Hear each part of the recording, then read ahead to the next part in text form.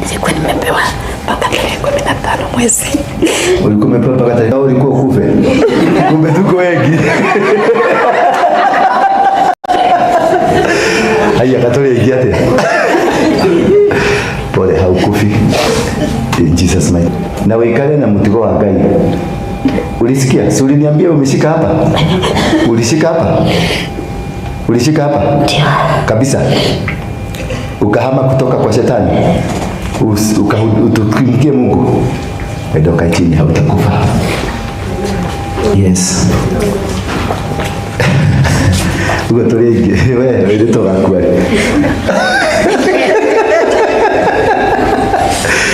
nilikuwa nafikiria niko peke yangu. Kwa hivyo hakuna mtu anakufa. Kwa hivyo kama tumeuziwa uoga sisi yote, nobody is dying. Ile kingine walikuwa wamesema kanisa itafungwa by last month, si ndio? They says by last month ndio walikuwa wamesema kanisa itafungwa. Na hatujaona ikifungwa. Inaendelea vizuri. Nikitoka nyinyi yote nitahubiria viti. Na tutatoa sadaka. Bwana Yesu asifiwe sana.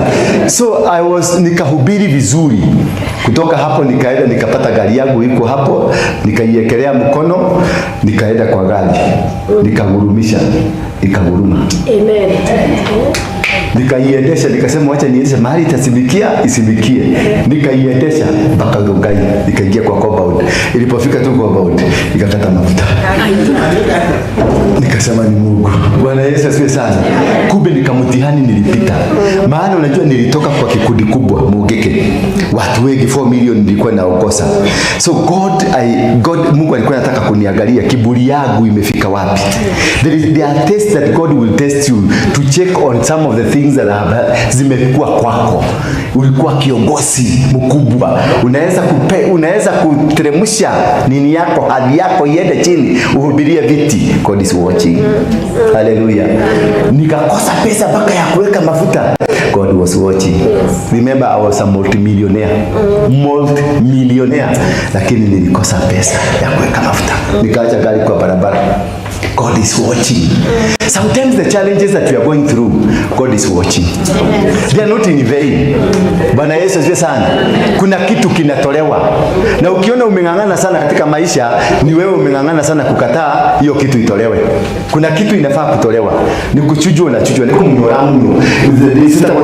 Sakas. Hizi zinamiaka. Ni kukata zinakatwa. Ile nyanya unakumbuka wamepanda nyanya, kuna kitu tunavujaga. Hiyo kitu lazima ivujwe. Na ikivujwe lazima inakuwaka inatoaka kagosi. Bwana Yesu asifiwe sana. Sasa hapo kagosi ndio unasikiaga kamekuasha kidogo. Kwa hiyo vumilia, wacha kutapatapa, vumilia. Kutoka hapo na tulikuwa tunalipa 40,000 na tulikuwa auctioneers walikuwa wamekuja kuchukua vitu hapo kwa sababu tulikuwa tumeshindwa. Nikapata hii nyumba. Hii nyumba ni 500,000. Sasa wakauliza, tunahamira tuharimo nikuri 40,000 to the 500,000. Nikaambia God will provide. Because I went back. Mungu akaniambia ni mimi nimetengeneza hiyo nyumba, ni mimi nimeitega kwa sababu yako. Na nilikuwa nimekungojea uingie kwenye hiyo level ndio nikupeleke hapo. So kanaitwa Boya kalikuja. Kalifanya show moja tu, within 1 week account yako ilikuwa na 5 million. Within 1 week. Because kuna test nilitestiwa tudogo. Akina Babula hawa walikuwa hata hawana gobili ya kuchange. Bwana Yesu asifiwe sana. Huyu Babula na wengine hawakuwa na gobili ya kuchange. Hao ndio wa main supporters. Alafu anaongoja tu ile anatoa ka 20, alafu anakaa pale akigojea akwambie mwadhani ya January ya terere. Hapo ka 20 alitoa ndio anataka tena kuchukua. But ask the Babula wakati alikuja alikuwa kichokora hivi. Tukaomba pamoja na alikuwa wa Mugeke kule zamani. Tukaomba pamoja na nikaona ameanza kukua mzuri, ameanza kukua. Siku moja Mungu akanibariki na tupesa. Nikaita mama mwingine mwingine hapa anaitwa Nancy. Kwa sababu nikaona nikipatia Barbara pesa aende anunue nguo, kutasemekana huyu mtu tunalala na hii mambo ya kulala haikuanzia hapa. Ilianza kitambo. Ndio naona hainistuagi. Ilianza kitambo. It has been part of my life. There is something that goes part of your life, testing you pole pole, ukienda pole pole, because the demon will always accompany you mahali popote unaenda. Ndio wakitaka kukuangusha, wanakurushia kamtego, wanakurushia kegeni. Kwa hivyo tumetoka kama mtu, tukikuja tusikubabaishe sana. I'm used. Unakuta kuna vitu you are used to it, you don't get scared. Sasa ukiniambia ati nimelala na huyu mama, ninakuuliza tu ulikuwa wapi nikilala na yeye? Uliangalia na nini? Basi na wewe kuja, wewe ndio next. Kama nimemalizana na wewe ndio next. Na unamwambia nimelala na yeye. Nilisikia vizuri. Hebu tumia shati mwana. Anita.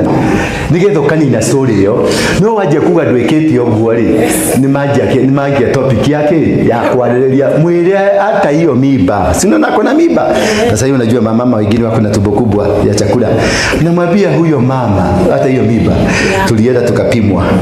Tukaonekana ni kijana. Na huyo ndio Emmanuel ama ni Joshua. Unasema ni Jeremia katavuja madhabahu. Sasa hiyo story yote inakuvia hapo. Lakini ukianza kusema nyeti kikao, oh my Jesus. Mraji yake nyanike. Mraji asa nini? Asa nini? Hiyo umewafungulia as a discussion. Ukikataa, discussion inakuwa. Ukikubali, hiyo story inakufia hapo. Uwa story, endelea mbele. Ukisikia mtu akikwambia ulikuwa na kunywa, muulize, ukiniona nikikunywa, ulikuwa wapi? Si lazima alikuwa huko. Wewe ulikuwa umekuja kuhubiri na umwambie nilikunywa. Mimi nakunywa tasika ngapi? 6. Siwezi kuona usigisi bila tasika ngapi? 6. Hiyo story imekufa. Lakini waje kuga ni digenywa, teteithia mahoya apostle. Tiga mahoya ine. Ndero ndanywa johi. Unigekeu. Mwire nyua gatitaska. Ukikego mundu akiwa ni nyua gataska, mwire titaska tia kuhuthia guo. Ni nyua johi etagwo matero. Yes. Chufe moya 1 liter imagiri 12. Nyua umbuthe. Ni nyua ginya ngendu gumira. Halo, bureki ya mathugumu etatwekete nditigaga kunywa. Halo, umemaliza hiyo story.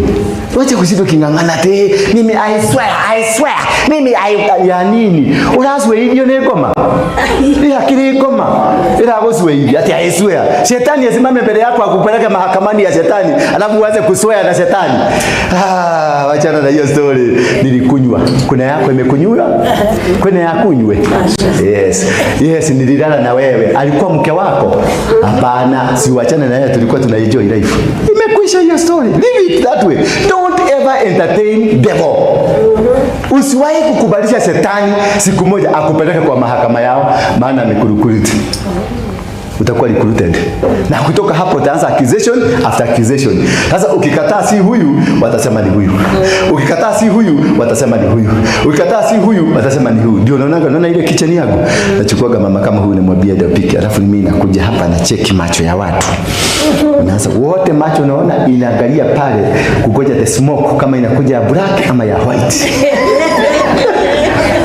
Sasa huwa namfuata huko na kutarusi anamfuata huko. Ate umako wekata. Apostle mamuru ni atekuruga shai. Apostle kula muruga shai. That's such a blessing. Not a blessing. Ni koma. Let's no blessing. Sasa unachukua huyu unampeleka anapika na unampeleka kila watu wakiona. Umeona? Na unafanya nikasiri. Wanaona lakini unafanya nini? Nikasiri. Nikaenda maonesha ya kwalia. Ngoma yenda kuigwo ikiaragia. Wanyita as you do your things. Ogenda kuri nyama guicie haha utake hedi ugo ukajumaruma ugaikia kihedi unarusha pale zote zitaenda pale kukula hiyo mahi na wewe unafanya kazi yako naendelea pole pole. Usibabaishwe na watu wanasema ati ulifanya ulienda kulifanyika. Don't worry about that. Naigwa sawara. Don't worry about that. Don't care what they say about you. Waikoro ni mashabagi ya Ngai. Si kuna watu wanaitwa devil worshipper. Yes. Kwa nini tunahubiriwa? Kwa nini kuko na kanisa? Because kuna watu hawataki Mungu. Na Mungu ndiye ametuumba. Wewe sasa ni nani ukubalike na kila mtu? Wewe ati kila mtu anakupenda, kila mtu anakufuata. Kama kuna devil worship, kanisa devil worship siko hapa. Na ni Mungu anasema si Mungu. Na ni mashabiki ya gai. Wewe ni nani? Usishadio. Wewe wachana na hii maneno ya watu, concentrate. Stick on the ball. Angalia mpira iko hapa. Fuata mpira tu. Mpira ni Mungu. Fuata mpira tu. Wacha na wakijaribu kuongea na huko, usisikilize, fuata mpira. You are going there. You are getting there. Bwana Yesu asifiwe. The means what they are doing, they want to distract you. Wanataka kukuondoa kidogo tu ndio waende wakaseme huyo mtu tulisema hawezi kwenda mahali. Just stick on the ball. Focus. Put your focus on the ball. You are going there. You will make it. You will conquer. Hallelujah. Tukienda mlima, tulienda tukapanda. Sasa hawa walikuwa nafikiria tukienda kuna two hills ninywe kumbe kuna kale sasa. Kwa hivi kanapanda na ni 700 meters kupanda. Sema sasa kukufa. Sema Pita kukufa. Pita yenda akakufa. Sasa imagine kuteremsha maiti hapo kwa mlima. Sasa no torekere to dunia ngekuwa ali no torekirie akaragare na gikinya hari ade akoragwa thoretwo nyama ciothe ni ihinde ile gikinya hari ade. Sasa imagine asese. Sasa mtihani ilikuwa ya Waruinge hapo. Yes, ndio huruma kiwa. Mtihani ilikuwa wapi? Kama kuna siku nimeomba Mungu, sio kwa sababu ya ile kitu imenipeleka, kwa sababu ya huyu mjamaa. Kwa sababu ya automatically ingekuwa ni kafara, ni sacrifice. Na ndio kumrutira ko. Kile maili. Sacrifice.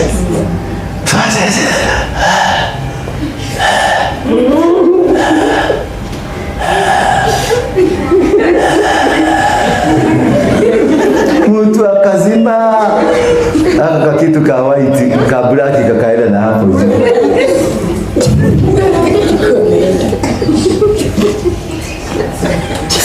Alafu kuna story watu wakipanda hawarudiki. Nikabia Mungu onokoro ni kuheteirie. Wewe unakuheteirie. Nikaendelea tu mkono. Sikutaka sikie maneno ile natoa. Maana nilikuwa na repent. Sikutaka sikie. Nikaendelea mkono nikaona amefungua macho amerudi. Nikamwambia uko sawa? Akaniambia ende sawa. Akikakuwa na nguvu. Nikamwambia takulia nikwe nyuma. Tukapanda. Tunapanda. Unaenda na 5 meters mnakaa chini. 5 meters mnakaa chini mpaka mfike huko juu. Jamaa akafika huko. Sasa tulipofika huko juu, nikifikiria jamaa tuko na yeye, alipiga kona. Pale nitolea ni mkui modo. Sasa mkui modo ni yule akubebea mtu modo. Niko mafuta iko hapo, chumvi iko hapo, vitu zote silaha zote za vita ziko hapo. Jamaa badala kuja nitolee.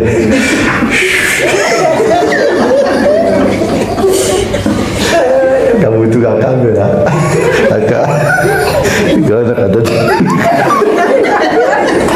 Sasa wale walikuwa wamewaambia kule kuna kufago, mmoja alikuwa hapo. Wakati aliona nimechomoa mafuta, aliambia wasugu ondokeni haraka. The time is over, ondokeni. Maana waliona the next minute ni watu wakianza kuroll kuteremka huko chini. Mimi nikatoa kichupa changu nikamwaga. Wow. Kachukua chumvi yangu nikamwaga. Kachukua sahani yangu nikamwaga. Nikaona wazee 24 wakanizingira. Malaika wakakuja wakanizingira. Nikaambiwa umeshinda vita.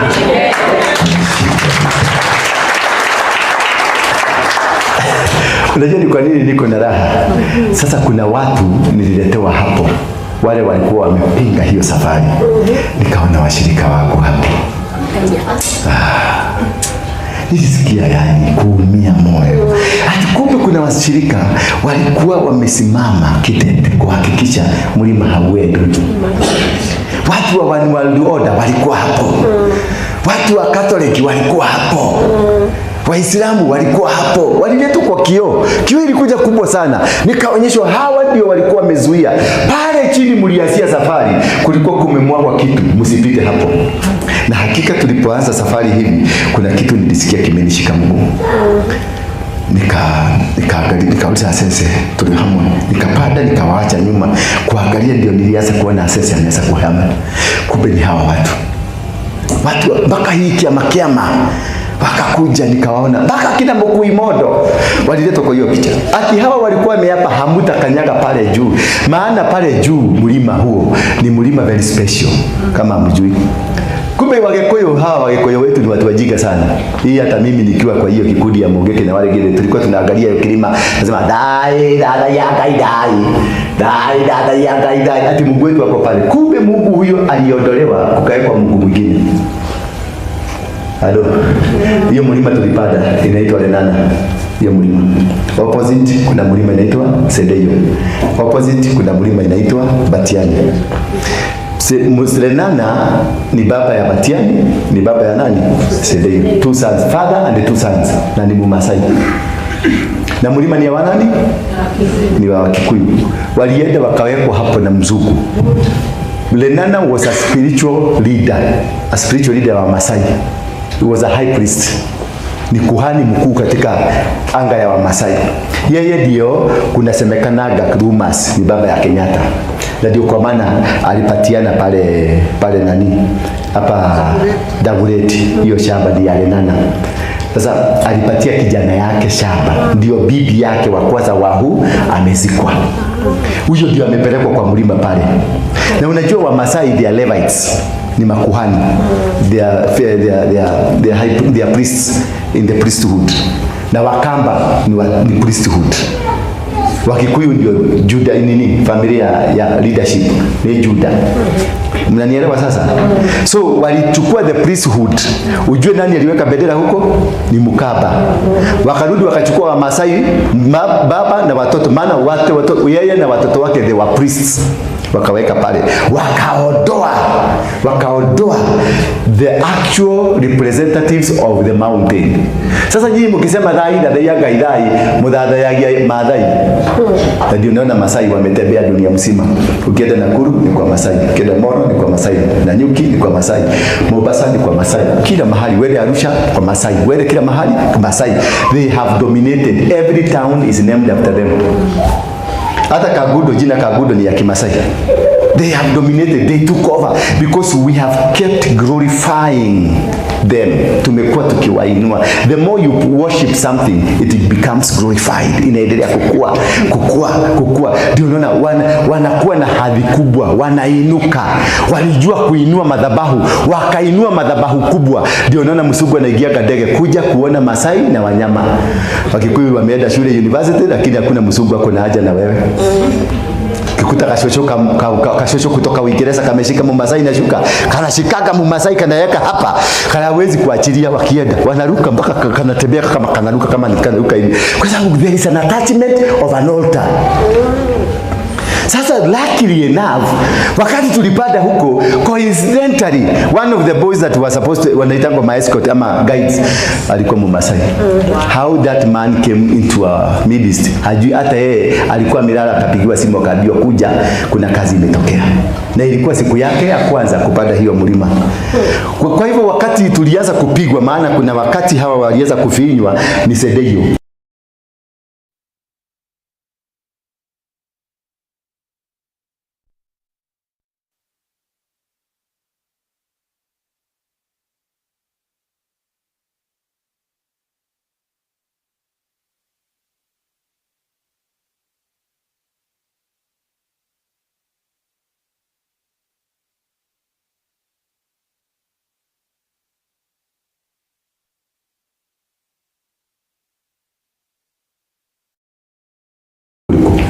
No darashoka. Kama tumeingia kwa vita na wewe, lazima tutoboe. Taratibu wa soja. Lazima tutoboe. Tutakubeba, utakufia huko, tutakubeba. Toa ikirukio kahora. Yeto kugaragaria waikoroka tokagaragaria. Tokaikoroka. Neto macho mage nitoko explain later. Akuiria ate. Yes. Patisiachi. Nikarudi nyuma nikamwekelea mkono. Nikamwambia sasa tuende safari. Akapona tuende. Masai akakubali. Kumbe Mungu sababu yake ya kutuletea huyu Masai, ndio wale wa Masai wakikuja waangalie waone mtu wao wako hapo, hawatakuwa na vita kubwa. Hatungetoboa kama hatungekuwa na hiyo Masai. Bwana Yesu asifiwe sana. Hatungetoboa, maana wenye mlima walikuja wakachungulia, wakaona wako na kuna representation yao. Nikio tutana guthomo none ndiragarara ndinde maita maitha haha ndi murike haha ugo nimegoko vizuri hapa kugoko nimegoko vizuri ukiona nigethwirira hivi nimegoko vizuri nilisikia mtamu. Sasa hawa vijana ndio wakaambiwa hapo chini, kumbe nako wakiteremka kule chini watu wote tuliwacha kwa kampu walikuwa wengi mpaka Wasugu walikuwa wamefika Karuso ni mwakinya moja taka mtende kama na demo kwa wate abana mseni Kenyatta abana nisi mzee ama young boy sasa wakauliza mbele atena hauda ha muinama esawa sasa wakauliza ni kwa nini hali hatia batala modu bakuruta mitugo yo twaigwa mwadi kuruta ko agachoka chao itatile twaigwa ni reflecting Kenya wanatoa wanaenda waulisabu. Sasa nikajua kweli wale ni magaidi wanakujaga kuinstall serikali yao in the Mount Kenya ndio waendelea kutawala kule. Hiyo ndio ile sababu tulikuwa tumeenda kutoa hao watu. Bwana Yesu asifiwe sana. Kuna msugu mwingine hapo mbele anaitwa Makida. Kuna Makida kama. Makida alichukua vijana hawa, vijana wa kubeba mizigo hiyo, wanaitwa porters. Aliwachukua 100, akaenda akawachinjia kwa mlima huko. Wote akawatoa kafara. Makida ni Waingereza na ni Myahudi wa Israeli. Akatoa saka. Kwa hivyo ule mlima ulibadilishwa ukaondolewa Mungu, ukawekwa nini? Nguvu za shetani hapo. That is why the kingdom of Lucifer has been ruling. And this is the fear ambayo ilikuwa imewekwa mkienda kule, maana shetani alikuwa ameplanti watu wao, mkienda kule amrudi hapa. Sisi tulihada mpaka hapo. Nikirona sisi akelele wa utamwana tikwenda kwake ni kuona maundu maria aronire na ni kwenda mundurera kwa bata na mtu ndio akwe kiongozi kwa hii nyumba lazima upande pale kwanza maashas ana ndio ukubalichwe kitchen hapa sasa mlima ndio ukubalishwe uoshake madhabahu hapa baba wapate haigoro nimeshalipa gharama ati nimelipa umenipigania vita itakuwa kubwa sana umesikia sasa but it was a good adventure kama unaweza kufanya hivyo you sacrifice for a nation you sacrifice for a society you sacrifice for a generation. Hakuna kitu cha maana kama kujitolea because of a generation. That what we did, you may look at it uone ni kitu kidogo. Kuna wengi walipigana na hiyo safari ya kwenda huko. Kuna wengi walisusia, kuna wengi walikataa, kuna wengi mpaka pini yetu ya kasimu kale kalikuwa kanawekwa pesa. Mimi sikuwa naikumbuka. Yule mtu alikuwa na hiyo simu, amesima simu.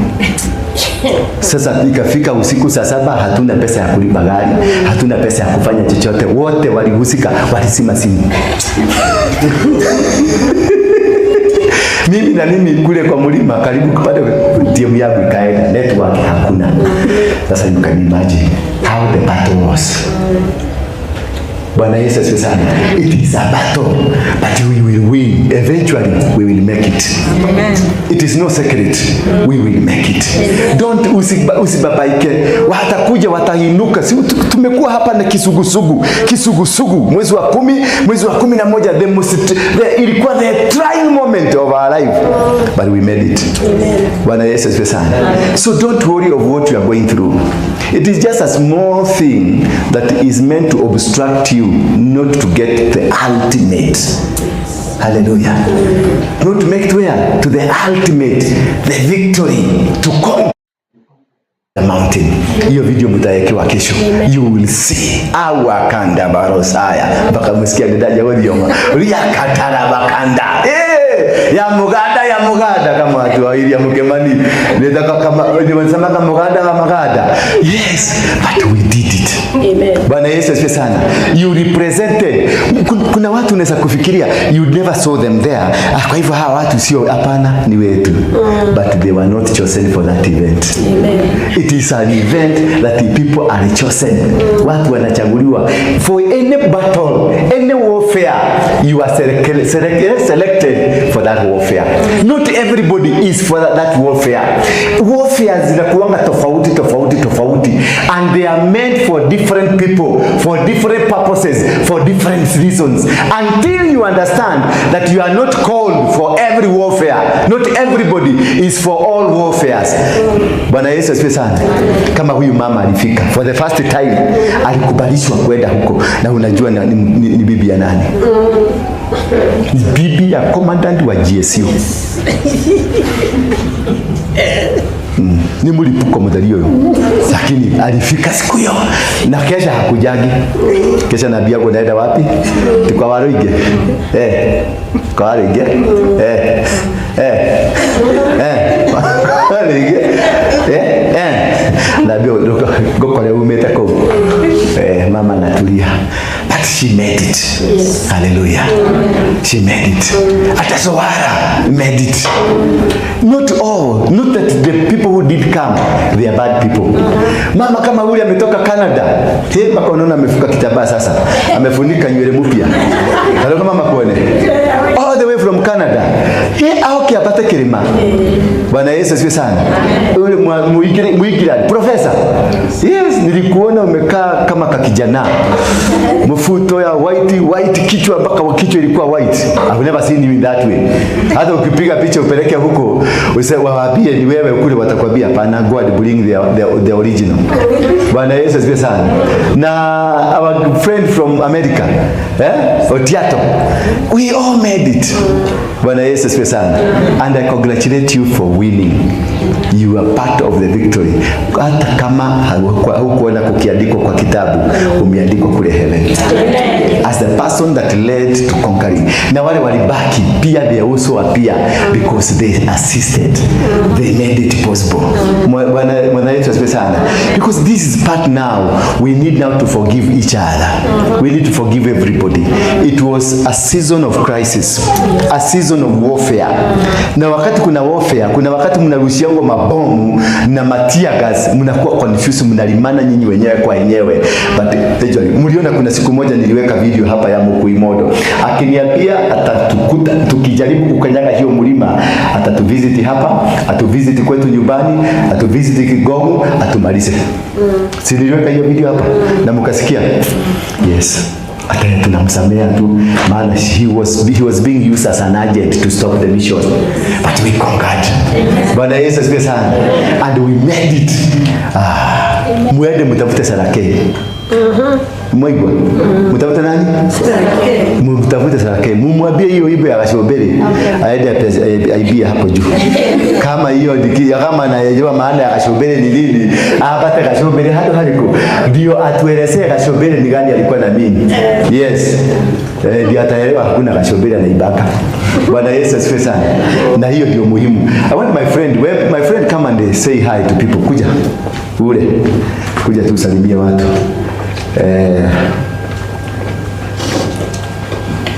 Lete mic kingine hapa. Na akaona ndio. Nikeleke.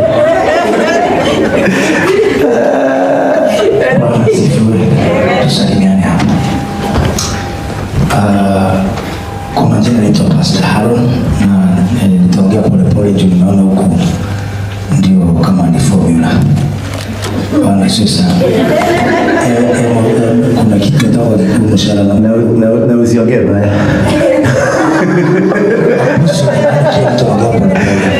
Mimi naweza kutumia yako. Wacha tuende hivyo. Akodoka atake. Hapo sasa. So mimi nimefurahi kwa sababu ya nafasi. Naitwa Pastor Haron na nimefurahi sana na hii church. na zaidi yote nimefurahia sana kujipata katika hiyo safari ya mlima, because kuishi kwingi ni kuona mengi.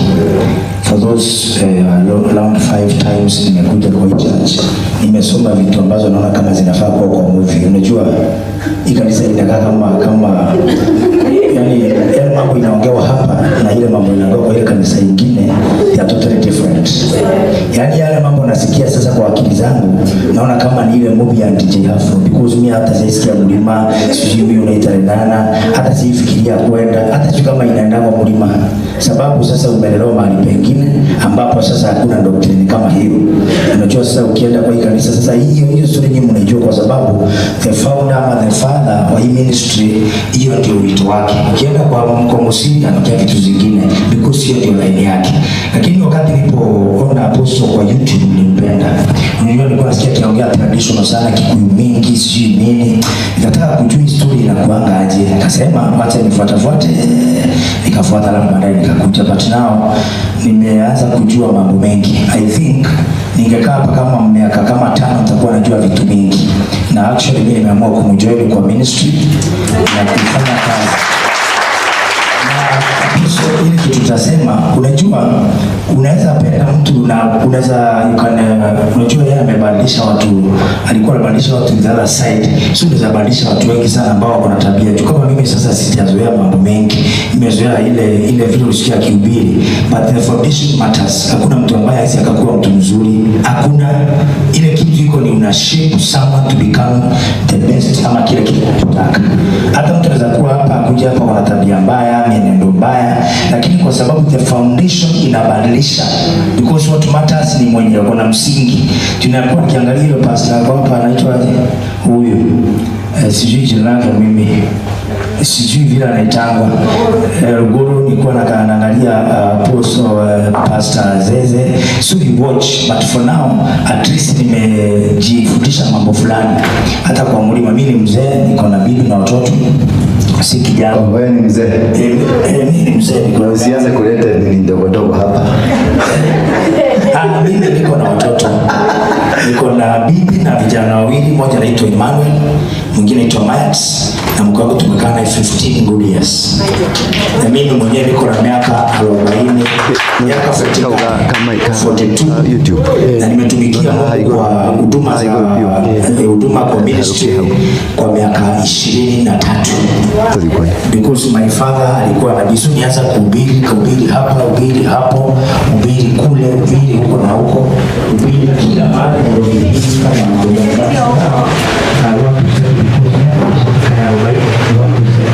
Tajiri Maria.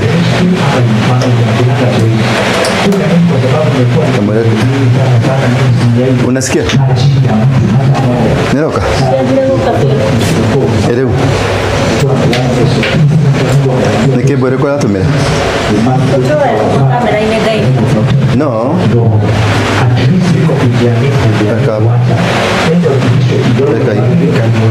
Weka kwa hii. Kani? Mike. Weka kwa hii. Weka kwa hii. Toa weka kwa hii.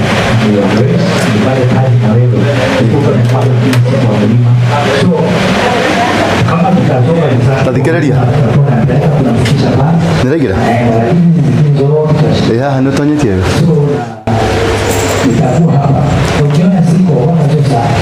Ndio kama mimi ndio sana ile sometimes conditions zinategemea. Nimezoea kuile injili ya kuiko. Sasa hebu sikiliza. Simeingia. Sasa hapo umeitwa kwa mafuta. Imeingia. Asante. Badilisha simu nyingine.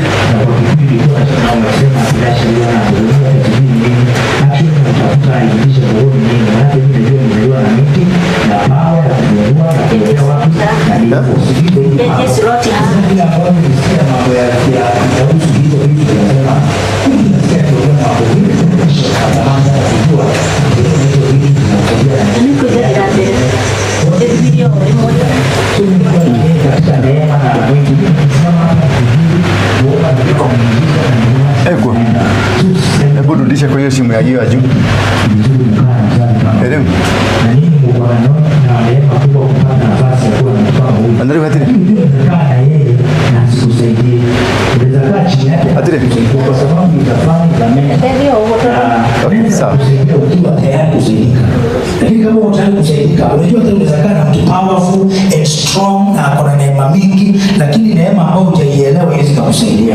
Na vile utakavyombeba. Nimekuwa nikisikiza hapa, usimbebe hapo hivyo, sio unajua kwamba tunambeba aje. Unajua hebu sizoea hapo, kwa mimi ndio nimezoea mtu kama mtu wa Mungu hata kukusalimia ni kazi. Lakini sikia hapa alisema mimi sijaisikia kitu kama hiyo kanisa zingine. Ati mtu anasengenya pastor, sijaisikia. Because mimi naamini kumsengenya ni kama umekufa tu tayari. Ama huko hakukufa. Unajua mimi siwezi taka hiyo mchezo. That is why siwezi taka mambo ya mafuta. It is better mimi nitoke church kuliko kuongea mambo ya mtumishi wa Mungu. So I'm very happy for the chance and for the time. Na ukiniona siku hapa mimi niko tayari tufanye kazi. Kule unaona kwangu siku nzuri tengeneza. Si ulikuwa unatengeneza watu wa Mungiki wanakuwa na wanatii. Mimi niko tayari. Thank you. Welcome. Pigeni makofi. Asante sana. You are most welcome. Yes, tutakaa chini. Kuna timu mtakaa chini muongee. Tujue mali utaingililia. Nyumba hii ni kubwa. Na sasa ndio tunaanza safari. Umekuja wakati mzuri. Lakini pia tutaangalia tusikuje tena tumeleta mtu kama yule mwingine wa kiatu inakaa hivi. Tulikuwa na pasta mwingine hapa Mkora wa kiatu imekaa imeinuka hivi. Unajua wale mapasta ya viatu inakaa hivi. Alitufanya maneno hapa mpaka tukasikia kweli tumefinywa. Forces that hinder enlargement. Tuko katika topic ya the supernatural dimensions. Sema supernatural dimension. But there are forces. Now we are into the subtopic here today, forces that hinder. Ni nini kitu ambacho kinakuzuiaga kufaulu? Forces that hinder you from success, from enlargement, kukua kwako. Ni nini hiyo inazuiaga wewe ubarikiwe? Maana wakati ulizaliwa na vitu zako zote. You are born to grow, you are born to become, you are born to be super. Bwana Yesu asifiwe sana. But you look at yourself, nothing is coming out of yourself. There are so many challenges that are stopping you from becoming. There are so many things that have stood against you. Business umejaribu imeshindikana. Huduma umejaribu imeshindikana. Ndoa umejaribu umeshindikana. But it's not that you are not praying. It is not that you are not doing the will of God. It is not that you are not doing what is supposed to be done. We are just faced by challenges ambazo zinatuzuia kwenda mbele. Na hiyo ndio nataka tuangalie, what are these forces? We are going to look at 4, maana time has gone. We are going to look at 4 only. Ambazo tuangalie zinatufanyaga, what is this that causes you? Ni nini inafanyaga ukose kuendelea? Ndio tuende tukifunguka mpaka tujue tukienda hivyo tuende vizuri. Kulingana venye Mungu atatupangia, utaona milango yetu yote imefunguka. Maana mimi nimeona watu wakibarikiwa hapa. Kama ni Margaret hapa Magi, ametulia hivi, ako mzuri hivi. Wow, si milango imefunguka Magi. Na unamuona kwa mlima, na unamuona ametulia. Then the doors are open. But you want us to look at what is this? Ni nini hii imekuwa ikikutatiza? Because maybe milango imefunguka lakini haujaelewa. Kwa hivyo hata ikikuja kurudi hautaelewa. Sababu inaweza kwenda na irudi. Bwana Yesu asifiwe sana. Mlango inaweza kuwa imefunguka lakini kwa sababu haukujua hata mlango inafungukaga, imefunguka na imejifunga, lakini hukujua kama mlango imefunguka na imejifunga. So let us look at one thing that causes this thing to happen: the smallness of vision and the mentality. The smallness of a vision and the mentality. The mentality. What kind of a mentality do you have? Ni kama wale wahuja nasikia tunasema wakiomba, kuna jamaa rafiki yangu, pastor mwingine rafiki yangu akiomba, "Fafane dako hoya doka mbele yako, dege tubu mohumo dali, dedagi hagai tadada yogebe." Yani unaona amejireduce to become something that is hopeless, and that is useless, that is not compatible. Kwenyia ile kusema sitaweza. Unaambiwa wewe ni engineer, unasema hauwezi. Unaambiwa wewe ni mwanabiashara, unasema hauwezi. Unaambiwa uende ufungue supermarket, unasema hauwezi. Unaambiwa uende ufanye kitu, unasema hauwezi. Unapatiwa huduma unasema hauwezi because of the small.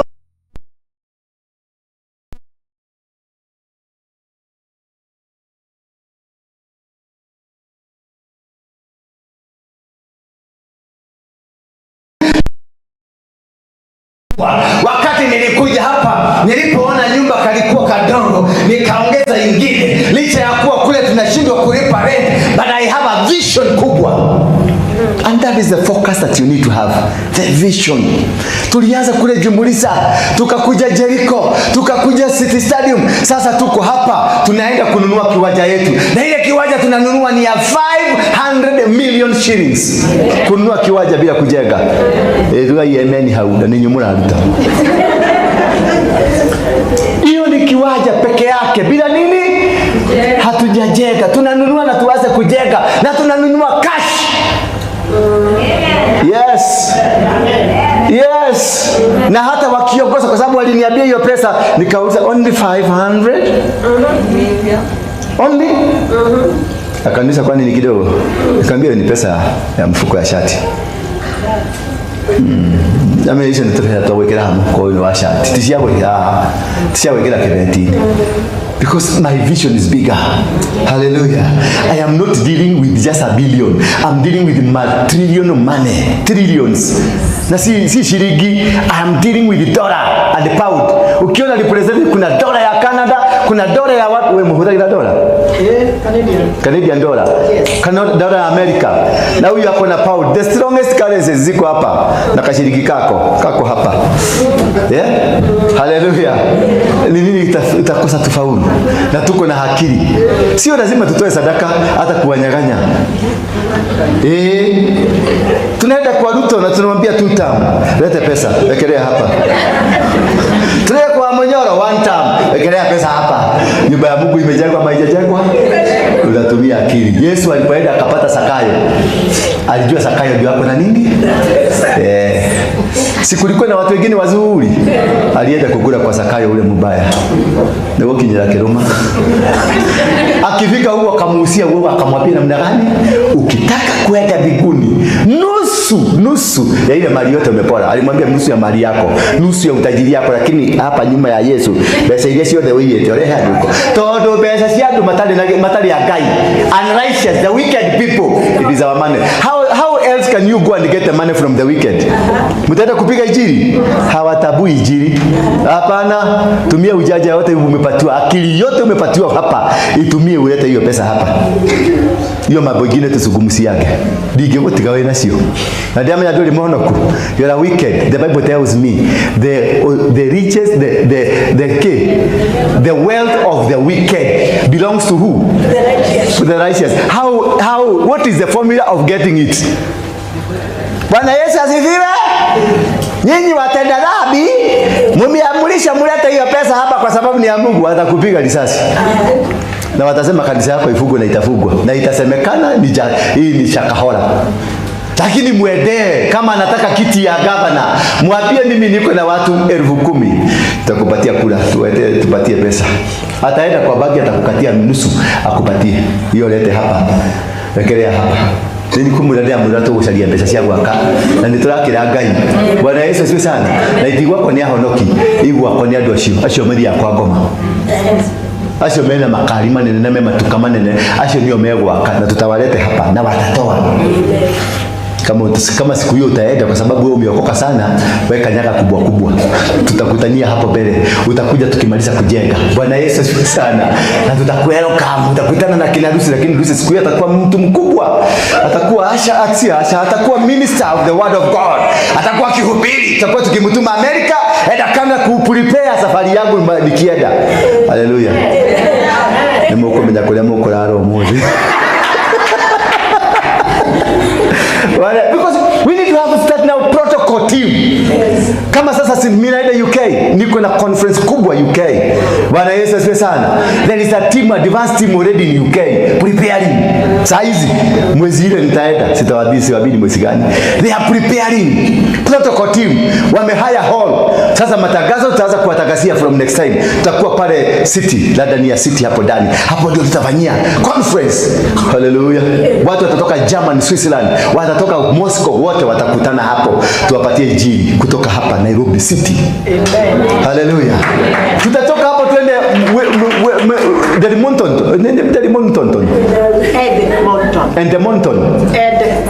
Edmonton. Tutaenda Edmonton yuko Canada. Tafuta visa yako. Kana visa. Acha kukaa hapa kama uelewi. We are international. Hallelujah. We are international. Endo tafute visa. Go and look for a visa. Acha kukaa hapa shwaro inagia moto hana na juri rakaraga. Nenda utafute visa. Kaa tayari, tunaenda Canada. Nimealikwa Australia, mahali panaitwa weta wapi? Capital City Australia. Sydney, eh? Hapana.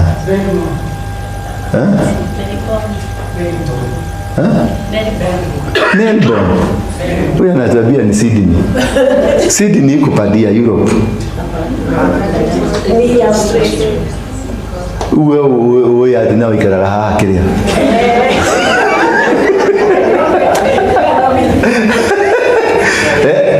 Tengeneza mawazo yako. Be ready for greater things. Bwana Yesu asifiwe sana. Get out of that cage. Huko ndani ya cage, kale kanyumba unakaa kama bati kule Mukuru kwa Ruben. Kale kanyumba unakaa huko Dadora. Hako kanyumba unakaa huko Gong. Hako kanyumba, it is a ground preparing you for a takeover. Bwana Yesu asifiwe sana. Don't limit yourself because you have been limited by the environment. Don't put yourself down because you think kwa sababu haukukula chakula jana ndio unasema unaona hakuna mahali unaweza kwenda. No! Jana Mungu ndiye alisema usikule maana umekula sana. Si ati hakukuwa na chakula iko. Mungu wakati aliumba Adam na Eve aliwaambia wakule mti yoyote. Every tree was given to mankind. Ukiuma hakuja waje kulia nyeki. You are doing the will of God. That is what God called you. Kila mti hapa ni chakula ya kukuliwa. Hallelujah. Ukienda kwa Wachina pale kwingine uwaonyesha busi wanasema utakufa. Ukikula busi kule wanajua ni kukufa straight. Hata uwezi take 10 minutes utakufa ni poisonous. Na sisi hapo ukikula ubwa ni poisonous. Kule ubwa ni delicacy. Nyama ya ubwa ni expensive. A delicious meal. Nilikula nikasikia ni tamu sana. Nyama ya ubwa. Ile imenona kile kinaendaga hivi kijamanisha fa kile kibulitish buludo kile kina sura baya. Kina nyama mzuri iko na mafuta mzuri. Nilikulia huko China, Guangzhou. Kwenda hapo nikaenda kwa hoteli nyingine nikakuta njoka iko kwa hiyo kitu yao kioo kinene. Inasema hii ni mzuri. Chinese akaniambia good for soup. Nikamwambia prepare. Akaprepare kasupu kazuri mpaka unasikia tumbo inalia ngwe. Kasupu kazuri. Ukikuja hapa ukule nyoka unakufa. Mimi nilikuwa nafikiria nitakufia huko, sikukufa. Yes. Nikaenda sasa wanakuwekeaga tuchakula kwa kabakuli kamoja, kabakuli kingine, kabakuli huko twingine na nitumiti tu kukula. Sasa nikafikiria ni chicken mimi nakula. Nikaleta chicken wings. Kumbe si kitchen, ni chura. Na ndio ni tamu. Wametengeneza na wameweka pilipili mingi. Ni tamu mpaka unasema ongeza adimo. Baadaye ndio ule jamaa tulikuwa naye akaniuliza. Yani kaniuliza, "No, ingegoto no unaweza taka nikupeleke mahali tunaweza kula chura na nyoka." Nikamwambia hapana, siwezi kula. Over my dead body I cannot eat. Akaniuliza, "Na hiyo umekula nini?" Akaniuliza sasa, "Is it not over your dead body? Are you dead now?" I made sure you will eat a snake, a snail na toad. Kiora kia mugunda. Na hakuna chakula tamu kuliko hiyo. It is psychological. Nidalile mami. Nilikula. Alikataa pole. Asho akili ando, they are eating. Bwana Yesu asifiwe sana. It is all about how do you look at it. Maana God gave us trees. Hakutuambia hii msikule. Hapana. In Genesis chapter 1 verse 26, 27, 28, he gave man dominion. Akampatia miti, akampatia wanyama, anga za nyoni za degeni, za huko wagani, masamaki, makila kitu. And some piece of things. They are here. Mentality. Tell your neighbor mentality. The negative mentality is that factor that hinders you from success. The negative mentality. Hiyo ya kutojiona kama unaweza kuwa. Hiyo ya kutojiona kama unaweza kwenda mahali. Hiyo ya kutojiona ni kama, yani kutoka leo, sitaki kuona mtu hapa akifikiria tumetuishia twago. Hapana. Big thing. Vitu vikubwa. Imagine ukitoka hapo barabarani kama Sawara, akichukua video pale, akitembea pale kwa huko kwa Equity. Imagine yourself driving a Range Rover. Hata ukiona ya mtu nilipa yenu, enda uingie ndani na upigwe picha hapo nje kama Sawara na unaandika my new motorbike. Yes. Wacha watu wasemage. Bwana Yesu asifiwe sana.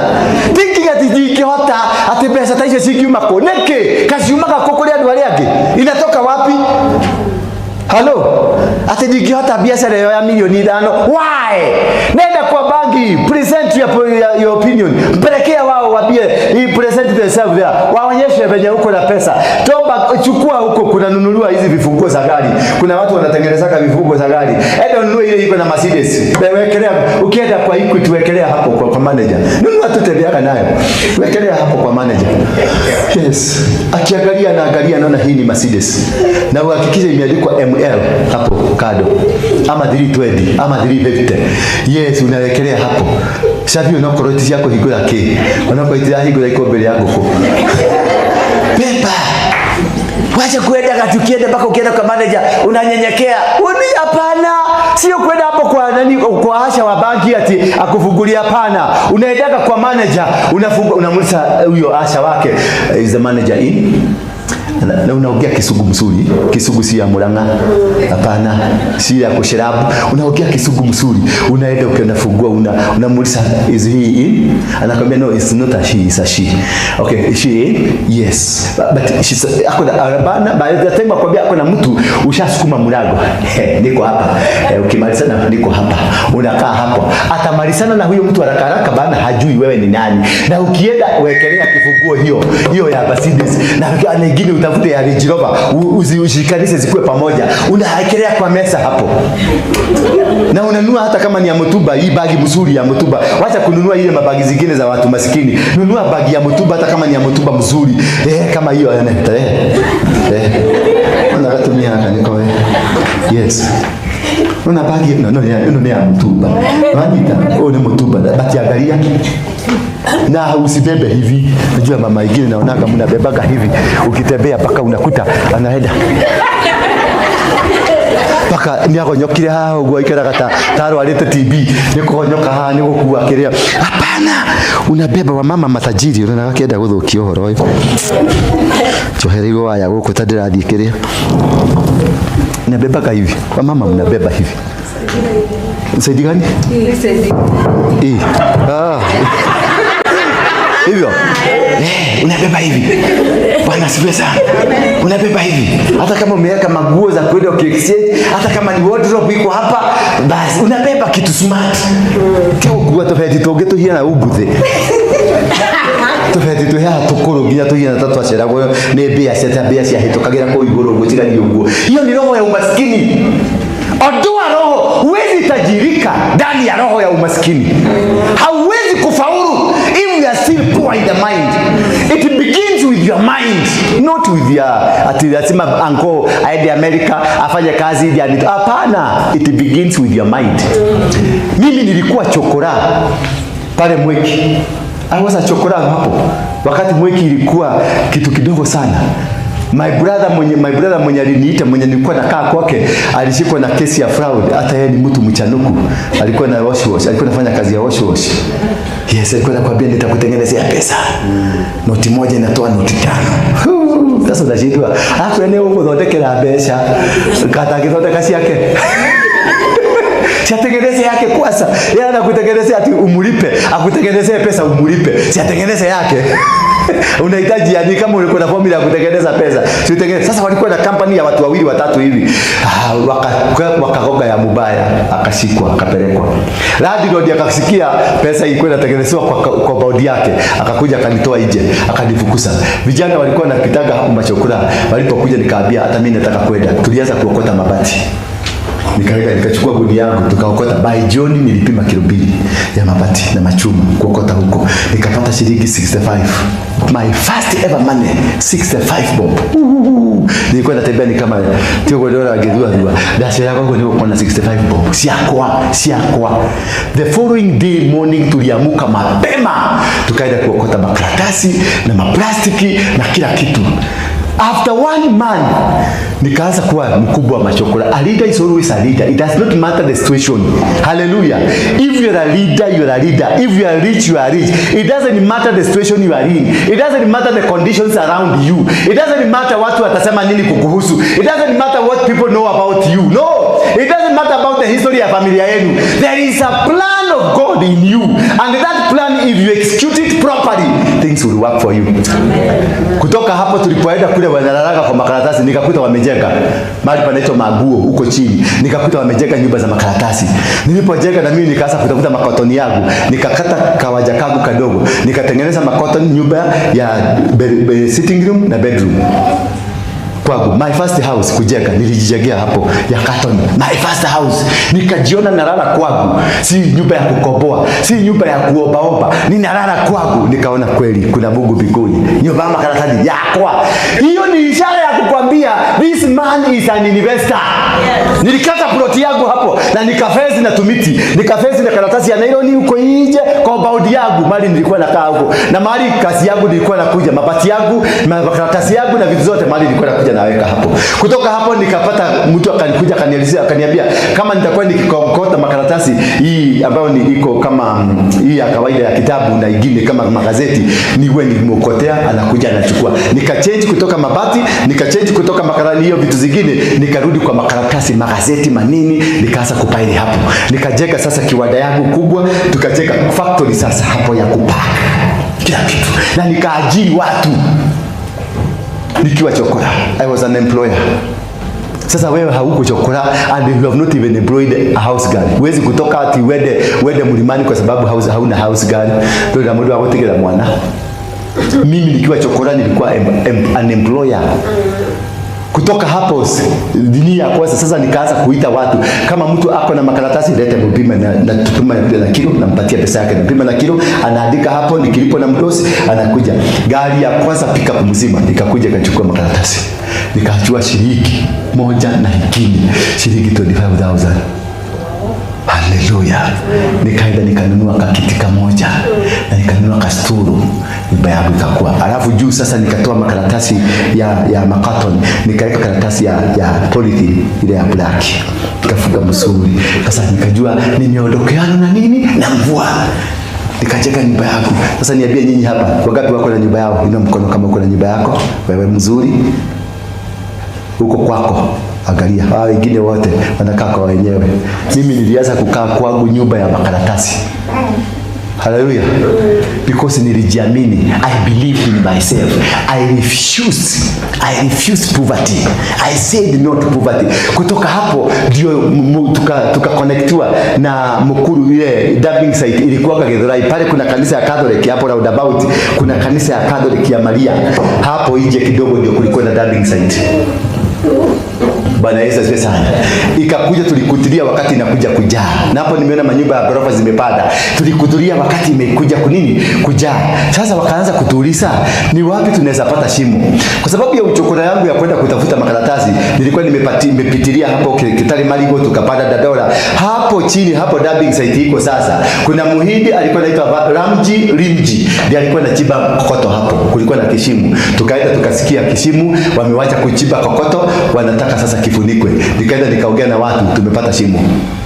Tukapanda mpaka Dandora, tukaanza kuambia gari zote, gari moja kuingia shilingi 100. Just imagine Nairobi mzima ikiingia Dandora. Alafu unajua sasa gari nyingi zilikuwa zinatoka Donholm, zingine zinatoka ile kampuni inaitwa Nasi ya airport, zilikuwa zinakuja na chakula mzuri. Lakini wanatoka kutoka Muthaiga, wengine walikuwa wanatoka Ruda, machakula mzuri maguri. Unakuta ile kitu baya tu, hiyo chakula walikula, unajua matajiri wakulagi sana. Na wanapika chakula mingi, unakuta samaki, nyama, spinach zote ziko hapo. Ile kitu tu ilikuwa baya kidogo, unakuta mahali wameweka chakula, hata mavi ya mtoto imewekewa hapo. Sasa tulikuwa tunakata hiyo mavi, tunaondoa chakula, tunakula mzuri sana. Tamu. Ukaleta wewe Muthaiga, ukaleta wewe Ruda. Tonono kanya mko kwehere to kala kilio hiyo. Tuko tunasema ilikuwa chakula. Ni venye imeenda through the process, hiyo process next. Lakini unatoa hiyo mavi tu juu. Chakula unakuta iko chini mzuri. Unakula sausage, mtu aliuma tu sausage. Akauma mara moja tu akaona si mzuri akarudisha. Mwingine alikula tu sausage, mwingine aliuma chakula nyama mzima, aliuma bili. Unajua matajiri wanakulaga bili. Unakuta samaki mzima inatoshana hivi. Jamaa amelalua kamoja akasikia sijui alisikia ni vibaya. Unakula mzuri. Tulikuwa tunashiba. Tunatengeneza huko ndani ya dumping site, kulikuwa mahali tumejenga sasa hoteli yetu. Tulikuwa tunaita pala huko ndani. Na ni majina kubwa unaiweka kwenye uchokora ndani. Kwenye dumping site unaweka jina pala. Na uradi kula uradi rada nyugadi kwande kaleto nyumba ya Soweto to domete Soweto. No, you una build a picture of a rich person. You build a picture of something big. Wacha kukaa maskini mpaka mvalie mwekera katukotogea ginyagari kako. What are you thinking now? Where are you headed to? Ekitaka kuoka shilingi 50. Kaka koja na ginyaga kaikireta na goko godel ka huto ne huo. Kaikira na goko rekene kasimithuru amuona kamwona mundu ucio agithio wonera muona uria hiye. No! Nguo ni cia girera hii. Ende hapa isiri. Nunua nguo kama hii ni ya 300. Nunua nguo mzuri. Yes. Hata kama una pesa nunua tuguo tuwili. Enda mtumba, piga nguo yako pasi mzuri. Siko huko, maline ni mazuri. Nunua ni 500. Weka pasi mzuri, enda kwa fundi ya kutengenezea. Akunyeza mali imekaa hivi, anyoroshe mzuri. Kama ni kibagi atengeneze ikuwe mzuri. Tembea ukivaa hapo watu wanakuona yes. This is a CEO. Maana hiyo nguo ilikuwa inavaliwa na CEO mwenye alikufa. Na CEO huko ni walikuwa matajiri. Mtumba ni ya watu wamekufa. Lakini usiangalia kama amekufa ama hajakufa, hapana. Tengeneza mzuri, piga pasi mzuri, nyoroke. Mentality, tengeneza mentality. Sio kwenda kuchoma nywele na mkebe. Bwana Yesu asifiwe sana. Usiende kuchoma nywele na mkebe. Nenda tu kasaruni huko, kuna tusaruni, ama ununue hiyo kitu. Fanya hivi, kuna tomotuba. Tuchuma tu kuchoma nywele hapa City Stadium tomotuba. Tule tumeenda huko, tumetuba huko. Enda chukua kamoja, tengeneza chenda uchike kwa waya. Hata kama huna stima kwako, unaenda kwa neighbor unachomelea, unamwambia nitakupatia utengeneze, na unatengenezea hapo, unachoma vizuri. Unasikia kilia. Alafu unapaka mafuta. Yes, unapaka ile mafuta inaitwa Yorana bin Sudan, inanuka vizuri. Unasikia kama mtu kuna perfume. Ukipita hapa town wanaona kweli huyu mama ako na kitu. Enda kwa mtumba nunua bagi kama huyu Jalit amenunua bagi yake hapa kwa mtumba mzuri. Enda hapo kwa mtumba nunua bagi mzuri. Don't that, kwa sababu hauna unakaa onoshera katamugieki ginyona gothie ginya othia tamagieki ati kwa sababu wewe ni maskini ati Mungu wa maskini. Mungu hana maskini. Hallelujah. Kwa igotire mutheni. God is a God rich man. God is the owner of silver and gold. Our Father is a rich man. Our Father is the owner of the world. Our Father is the owner of everything. Tikaraga kwa teginya gothire. Hata unaona mtu akibenya anatembea ati aliko Ndura tatu kwenda mtu. Ni hagwa mtu. Wewe. Ndiko ya mtu todo emugieki. Heana mtu todo ni heaga itonga. Mnanisikia? Mimi sipeagi wagieki mtu hapa, napeaga matajiri. Ukikuja hapa najua nasikaya watu na matajiri. Ni mimi watumia haya. Ashosho. Na adhuri. Mnasikia? Huko kotio kagieki. Ndimuonaga muri agie kinyonaga muri itoga. Amen. Bwana Yesu asifiwe sana. Mimi sionagi maskini hapa. Ati mpaka nakuja chakae. Ule dukata ya gai. Ni uturadi magamuno. Ukigwa ni uturadi magamuno. That is a statement of a poor man. It's a poverty mentality. Ati ni uturadi magamuno. Ni tuteithagia muno. Ni kumaria ndani ya gukaguko. Ni udadi. Ule anyodoka agorana na. Ni hawaidileta kedo. Ni mwiraga guku gotire. Kama jana huko kula, si hapo utakuja kukula. Ndio atolea maskini hapa. Nataka yule mtu alikula jana. I want to bless a blessed person. I'm not blessing somebody who is poor. Atanirushia roho ya umaskini. Prepare your mind. It is riches. Wealth is not about money. It's about having a wealthy brain. Mnanielewa? Utajiri si pesa, ni akili hii itajirike. Ukiona kitu naona opportunity. I saw an opportunity. Nikaanza uchokora. Nikaenda nikajenga nyumba yangu. Kutoka hapo ni huko Mungu akanipatia akaniabukisa utajiri. Wakati Mungu aliona nikiwa chokora nimejenga nyumba, nimekata kiwanja ya Kenyatta. Imagine you align yourself with the people that have.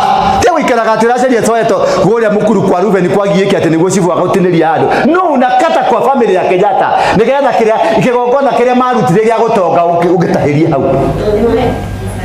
Enda kata huko watakufukuza na polisi lakini utakuwa umegrab umechukua kitu. Hallelujah. Don't fear to fight. Don't fear to challenge. Don't fear to be ati unaogopa watakupeleka mahali. Hapana, jela haiendagi mtu wako hana akili. Watu wote wako jela wako na akili. Niliwapora nikiwa jela mimi mwenyewe. Bwana Yesu asifiwe sana. The mentality. Nikalete $1, nikatengeneza pesa. Kila gari Nairobi mzima walikuwa wananipatia kamia. Gari hebu hesabu ni gari gapi Nairobi mzima zilikia $1 daddy said. Nikaandika jeshi ya watu 500. Wanaokota pesa wakiniletea nyumba yangu pala, nilikuwa na pala king na kiti yangu tumetengeneza vizuri na cotton yes na makaratasi yote, lakini kiti ya mfalme because I have nilikuwa na mfalme mentality in me. Na nikakuwa na jeshi kubwa. Nikatafuta kina Wandongo wakaanza kuleta bunduki zao na waekea huko. Nikatengeneza amari. A commander. Hallelujah. Bunduki zote za wawizi zilikuwa zinaletwa hapo dumping. Hakuna polisi anaweza kuingia. Hii ilikuwa territory, himaya. Inaitwa himaya.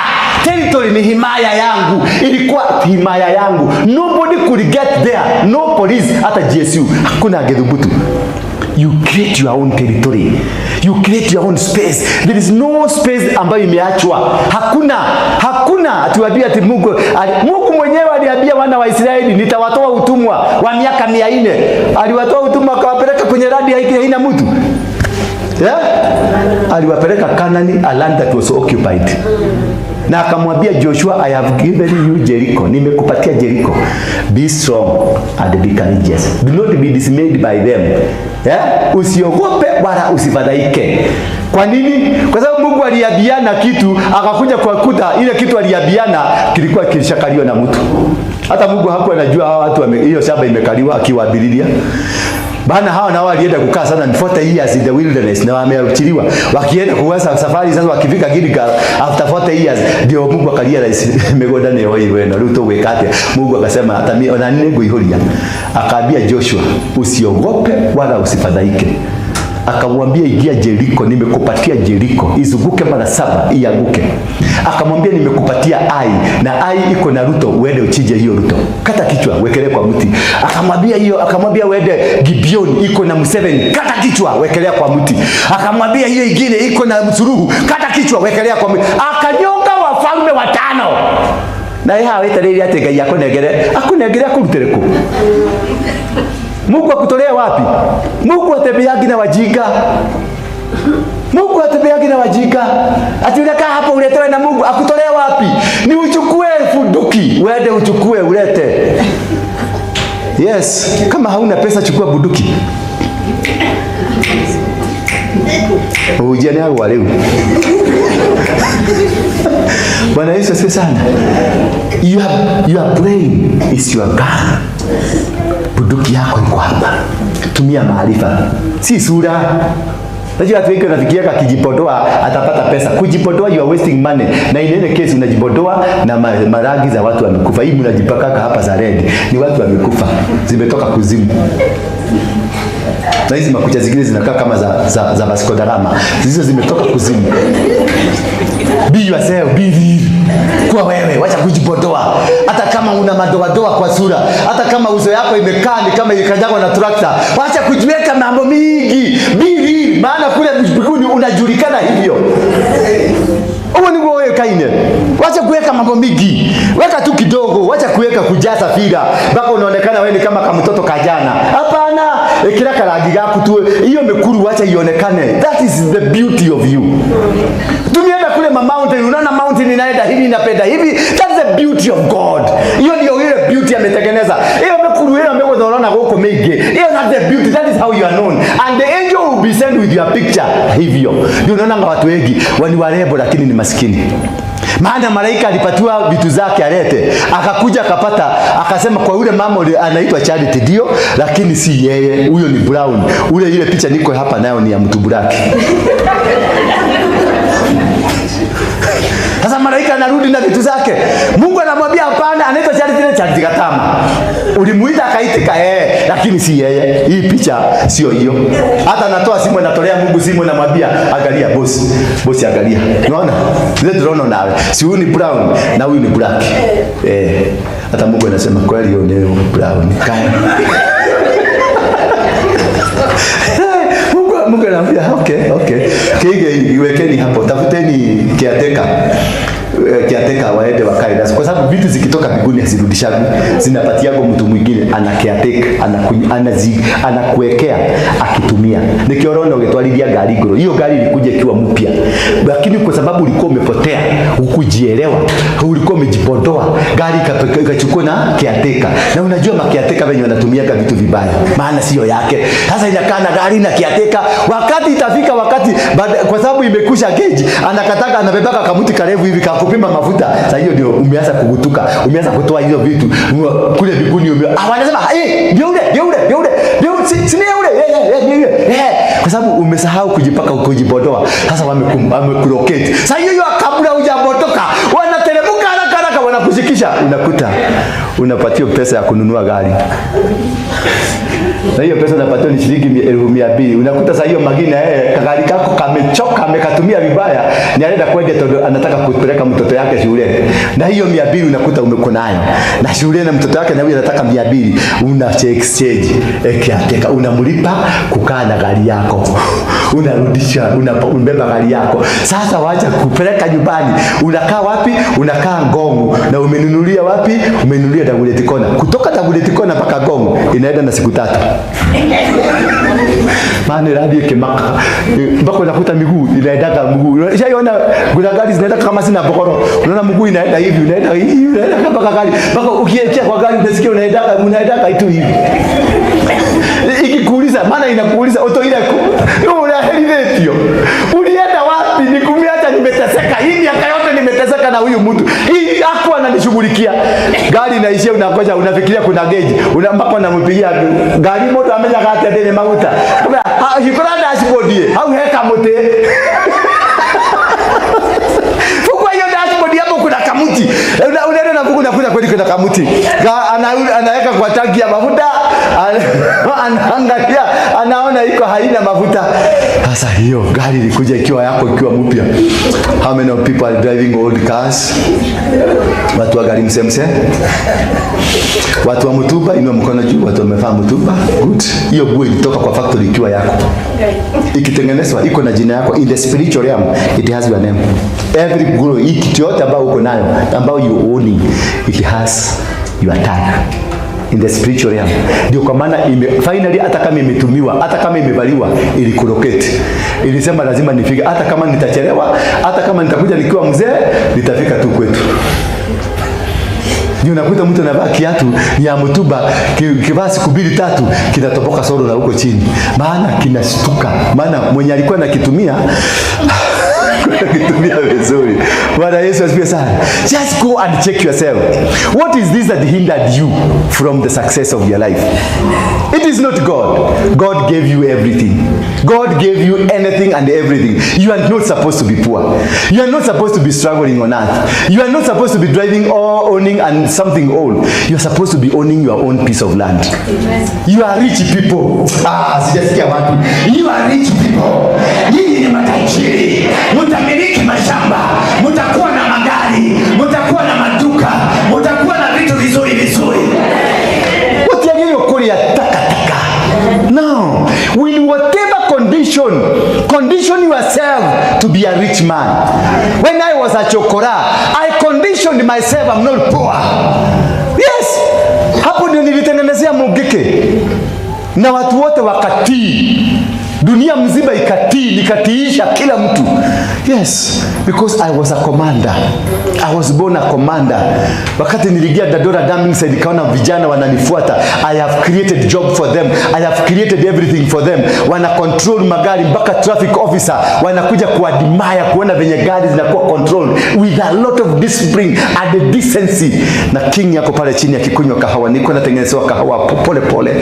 Na kanyama kanachomewa kule. Niko na dogo ya maina kila kege, but kanyama kaliko kanachoma, tunachoma kambuzi kazima, kanachomeka kila siku. Tuko tumetengeneza ile jiko ya kuroll, unadunga, unatoa mbuzi ngozi yote vizuri, alafu unaidunga hapa kwa mdomo na chuma hivi, alafu mnaweka makaa chini na juu, hiyo mbuzi inakuwa ikizunguka pole pole. Kuna jamaa wa kusugusha pole pole. Unaona kimwaga mafuta. Yani mpaka ule mtu wako ruda hawezi kukula nyama kama hiyo, hawezi kukaa maisha kama hiyo, lakini huko kwa takataka, huko kwa mavi yake, huko mavi yake inapita huko, amekuletea mpaka mavi ya mtoto, lakini haijalishi takataka zote. Maisha wewe ndio unatengeneza jinsi unataka kukaa, na nikakaa venye nilikuwa nataka kama kii. Hapo ndio wanogo wakakosa mahali pa kuficha bunduki, wakakuja wakanitafuta. Pesa inakufuata. How you make your mentality. If you make a good mentality that you can house money will locate you. Itakuja tu na kutafuta. Mimi sijaenda kutafuta pesa, natafutagwa na pesa. Since I made that mentality, nikaambia pesa ni ndiye murata wanyu. Najua kuna mtu hapa pesa inakuonaga inatoroka. Hata kulipwa mshahara, hata kulipwa kazi umefanyia, unaona umenyang'anywa. Si umenyang'anywa, sio spirit ya kunyang'anywa huko nayo. Hapana, in you the mentality, you have a mentality of a poor person. Baka pesa inashinda tu hadi kuhuri, tutiko huru. Yes, pesa inakaaga chini, wanazungumzana na wanaambiana.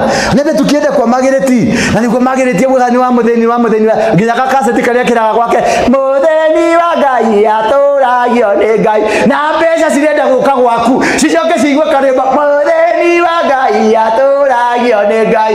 Unafikiria zitakuja? Zinaendaka kwa neighbor. Pesa zako zinaendaka kwa neighbor.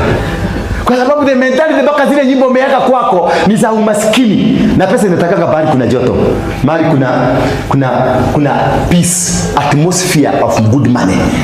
Money locates where they can go. Money speaks, money hears.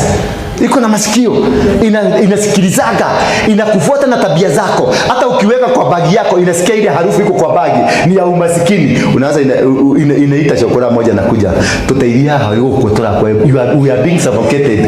Unasikia pesa iliibo kwa bagi, unashindwa waliingiaje kwa bagi? No, the money invited. Walisense yaje wakajua nimebeba pesa. The money called them, wakanambia we are being suffocated here. Hapa ni poverty tubu, hapa spirit liko hapa ni poverty. Huko tutigekara, tutaingia masokora wanakuja wanabeba pesa yako. Unashindwa walijuaje ulikuwa umebeba pesa? Mwenzako naye hakuguswa, simu ya mwenzako haikuguswa yako, because of spirit ya mentality ya poverty. Hii inaitaga ile pesa ikiwa kwako, hata kwako kwa nyumba, waizi watakuja, wataruka geti 12 wakuje kwako, na kwako ndio watapata pesa. Hizi nyumba nyingine unasikia hawakuguza, maana kule kuna atmosphere, kule kuna amani, pesa wanajua kukaa. You are not poor because you are poor. You are poor because you don't know how to handle the wealth from heaven. The moment you know how to handle, things will come. Mimi nilianza kujua kuhandle nikiwa chokora. Nilijenga nyumba, nikaambia Mungu, I want to be an investor. Sasa hizi niko na nyumba ngapi? I have several flats. Sasa kupanda juu ghorofa 10. Niko na magari. Niko na mashamba kubwa, si kadogo, kubwa. Because nilionyesha mashamba, hapa ni kwenu. Nikaonyesha magari, hapa ni kwenu. Nikaonyesha pesa, hapa ni kwenu. Nikaonyesha amani, hapa ni kwenu. As you see, I'm a very peaceful man. A very caring and a very loving guy. Hallelujah. Yes, because I invited it. Hallelujah. No one can do that. Kaya toli ile toli tabena. Oh yeah. Kokole. Kaya ateithie kilimo. Kaya ateithie kilimo. Unasikia kai niwera wako kora wala kuika. We are 7 billion. He's taking care of 7 billion people. Na wewe hapa amekusukuma usukumiki. Na ukotinda hauna miao. Ginyonole la umia miao. Unakapata nita kwa tague maine. Ila kanona na kagonyoka bena zikawa gai ndo gato tumekolea usitutume huko bana huko hata sura yake venye imekaa si sura mzuri, si sura ya pesa. Na hapo umekuja atishika hapo barikiwa naenda kubarikiwa ati amen na sura imekaa nyangumi. No, create the face of money. Kuna sura ya pesa tukiona mtu namwambia tagobera giri 10. Sasa kama Grace ule ukimuitisha 1,100 sitakupatia na labda ana. Lakini unamuona hako na pesa. Sura ya pesa. Tuikaraga haha uko leti oguo ginya guko wena miatoka guko dio. Ate tondu wa thina. No. Change that mentality. Change that mentality. Tembea kama uko nazo hata ukiingia mahali itisha. Ulisa sasa kuna mahali tulienda siku moja hatuko na pesa pale Serena. Nikamwambia nituhotire na guko kwena irio. Tutigodi kula kwa kiada kwa theni. Kula nituhodi kuhorora mahiga. Huko matige tuhutia. Tukaikira tukakaa chini nikamwambia sasa itisha kile unataka. Kanisa sasa apostle. Siwaangalie jina. Nikamwambia jina ni yako. Ulinisaidia kutengeneza jina. Akaniambia hapana, nikamwambia kama unataka kukula na kama utaki ondoka, mimi sitabiagi na wajika. Akasema basi itisha kwanza. Nikajua anataka kujua menu, maana hajui ni nini naweza itishwa hapa. Anataka kuona nikamwambia nipatie salmon fish na wedges. Kula zitabu chips, usiende kuitia chips, kula zinaitangwa wedges. Yes. Alafu na greens. Usiende kusema ati nataka sukuma na cabbage. Huko hakuagi na sukuma na unasema and some greens, add some greens there and black pepper. Sasa akamwambia kama hiyo. Alafu akaniuliza what will you be drinking? Nikamwambia give me freshly squeezed orange juice. Freshly squeezed orange juice. Nikauliza utakunywa nini? Mwambie kama hiyo.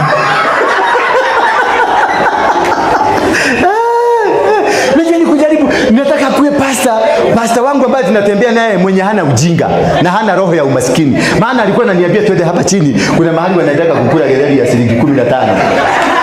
Huwa anaenda koja ukiakolea umela ukenda. Hata nikiwa chokora sikuwa ikula hiyo gari. Sikuwa ikukula. Hapana. Ataenda tuikoka na ukokemwa huyu ukimea huyu nginya demo rutetheni. Haki. Na demo nyino ugethondeka meciria maku wega ukuria no nyue na ndurihe. Tukaenda na tukaingia Serena tukapachua juice. Nikamwambia unajua hii ni ya pesa ngapi?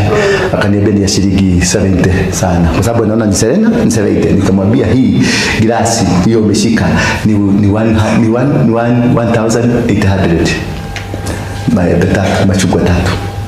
Kijana apostle singenipatia hii nitumie watoto chakula kabla cha ujika ya watoto utumagi ya hii yako ya kukula ya watoto natuma 10,000 natuma 20,000 tumia watoto nyumbani wakule waende wakule huko warukaruke wasikie vizuri auto mentality kubili kama unatumanga pesa gani akaniambia mimi natumanga shilingi 300 kamuza ya nini hiyo? Sio ni ya kutoa. Sio yote ni ya kutoa. Nikamwambia hiki kimudu na ungijadege kwa murenge. Bwana siwe sana. And that is how to help a person.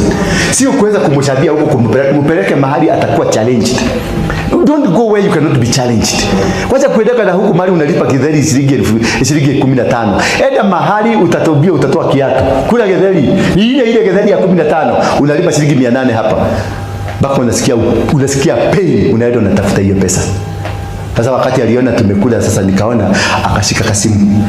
Halo. Nikaangalia, unajua unaangalia unaona simu hii ambayo inasungumuka, utaiona siko inaaka. Sasa nikaona imezima hapa, hakuna simu. Akasema halo. Hapa ni kama hakuna network. Halo. Nikaona amechomoka. Ndio aende akasikilizie huko nje. Asikie mlipuko. Asikie polisi hiki. Bwana Yesu asifiwe sana. Akaona nimetoka. Akaniuliza, umelipa? Nikamwambia hapa silipagi. I'm a senior person in this nation. Mimi si mtu wa kukibiswa. Nimewaambia nafika hapa na kuja. Keep my bill there. Na tukatoka. The following day tukaenda huko tena. Nikamwambia sasa kula breakfast. Kaniuliza na huko na pesa. Ya jana mlilipa? Nikamwambia hata jana tutalipa na hii hatulipi. We'll pay later. Sasa hiyo kidogo kama tumekaa hapo tukikunywa, huyu mama wa Canada akanitumia, nikaona ametumia pesa. Akaniambia kunywa chai. Alinitumia shilingi 15,000. Tukalipa bili ya jana na tukalipa bili ya leo. Unaweza kukaa hata kama hauna pesa. You don't need to have money. You need to have brains. Unaweza patiwa milioni 1 na ushindwe kuitumia. Ni wangapi hapo amepata pesa mingi na hauna saa hizi? Ni kwa unaumia miao. Ona kumia miao tu, there is a formula ya kutoa hiyo miao. Sio kupanua mdomo mpaka maizi zinaanza kutembelea hapa. Hapana, there is a formula. Unafanya hivi. Na wengine naonaga amechukua toothpick. Unaona amekunja jicho, ni nyama anatoa kwa toothpick. No, unashika mdomo hivi, unafunika, unatoa pole. Bwana asifiwe sana. Hallelujah. The mentality, that is what we need. Sio kiokoko mingi hapa ati Yesu atatenda. Yesu hatendi. Jesus never died for your money. Jesus never died for a house. He never died for a land. He died for your sins. Only that. That's the reason Jesus died. Hiyo ingine ni utumie akili utafute. And this is what I want to see here. Watu wakiwa na maakili mingi. Msiende kuiba, mtapigwa marisasi. Mimi nilikuwa na hiyo barua. Baada ya Mungu kunipeleka Ndura, tukagraduate. Kwa sababu hapo sasa ndio nilipata pesa mingi mzuri. Hapo Ndura. Maana sasa wakati kina wanogo walileta mabuduki zao nikawawekea. Buduki kulala na buduki ni shilingi 10,000 siku moja. Na walikuwa naleta buduki 20, buduki 30. Hapo unajua waizi wote walikuwa wananiletea buduki na waekea hapo. Maana ni amali. Mungu akanigraduate. Kumbe kuna kitu Mungu alipanga ndani yangu. Ati you are a general, you are a commander. Nikaletewa buduki, nikakuwa na amali, nikakuwa na kikosi. Sasa usiku ndio tulikuwa tuna test, tunajifundisha. Unavuka hata polisi wasikia hawezi kuingia huko. Hawezi. Ni amali. You create a territory, you guard your territory. Tafuta territory yako, ya utajiri yako. Guard it. Sio kukuja hapa na maombi mingi, maombi kufikishi mahali hapana. No. Action speaks louder. Pray for God to give you the grace. Uko kwingine fanya kazi na mikono yako. He said, I will bless the work of your hand. Bwana Yesu asifiwe sana. Nataka kuona mkifungua makampuni ya kuuza mashamba, makampuni ya kuuza majani, makampuni ya kuuza mafuta, makampuni ya kuuza kila kitu. Fungueni makampuni. Enda tu hapa, inaitwa nini? Hii posta hapa. Hapo kutakuwa na ile kitu inaitwa nini? Huduma center. Enda fungue ka business, just a business name. Andika jina yako. Fungua business name. It will cost you 1,000 bob. Kuja uniambie, kuja una karatasi hiyo tuiombe. Nitakupatia idea venye utafanya. Bwana Yesu asifiwe sana. I want millionaires hapa. Na cent millionaires. Hallelujah. Na dola millionaire. Unajua you can be a millionaire but you are shilingi millionaire. You are still poor. Nataka dollar and a pound millionaire. Yes, nishudira huko iwa inashi. Tiodira gebeling hiko siode. Hallelujah. That mentality. Tell your neighbor that mentality. It is only in you. In nobody. Na usiibe kama yule mzee aliiba. Huyo mzee nilimkuta mahali nikamwambia wewe ni mjinga sana.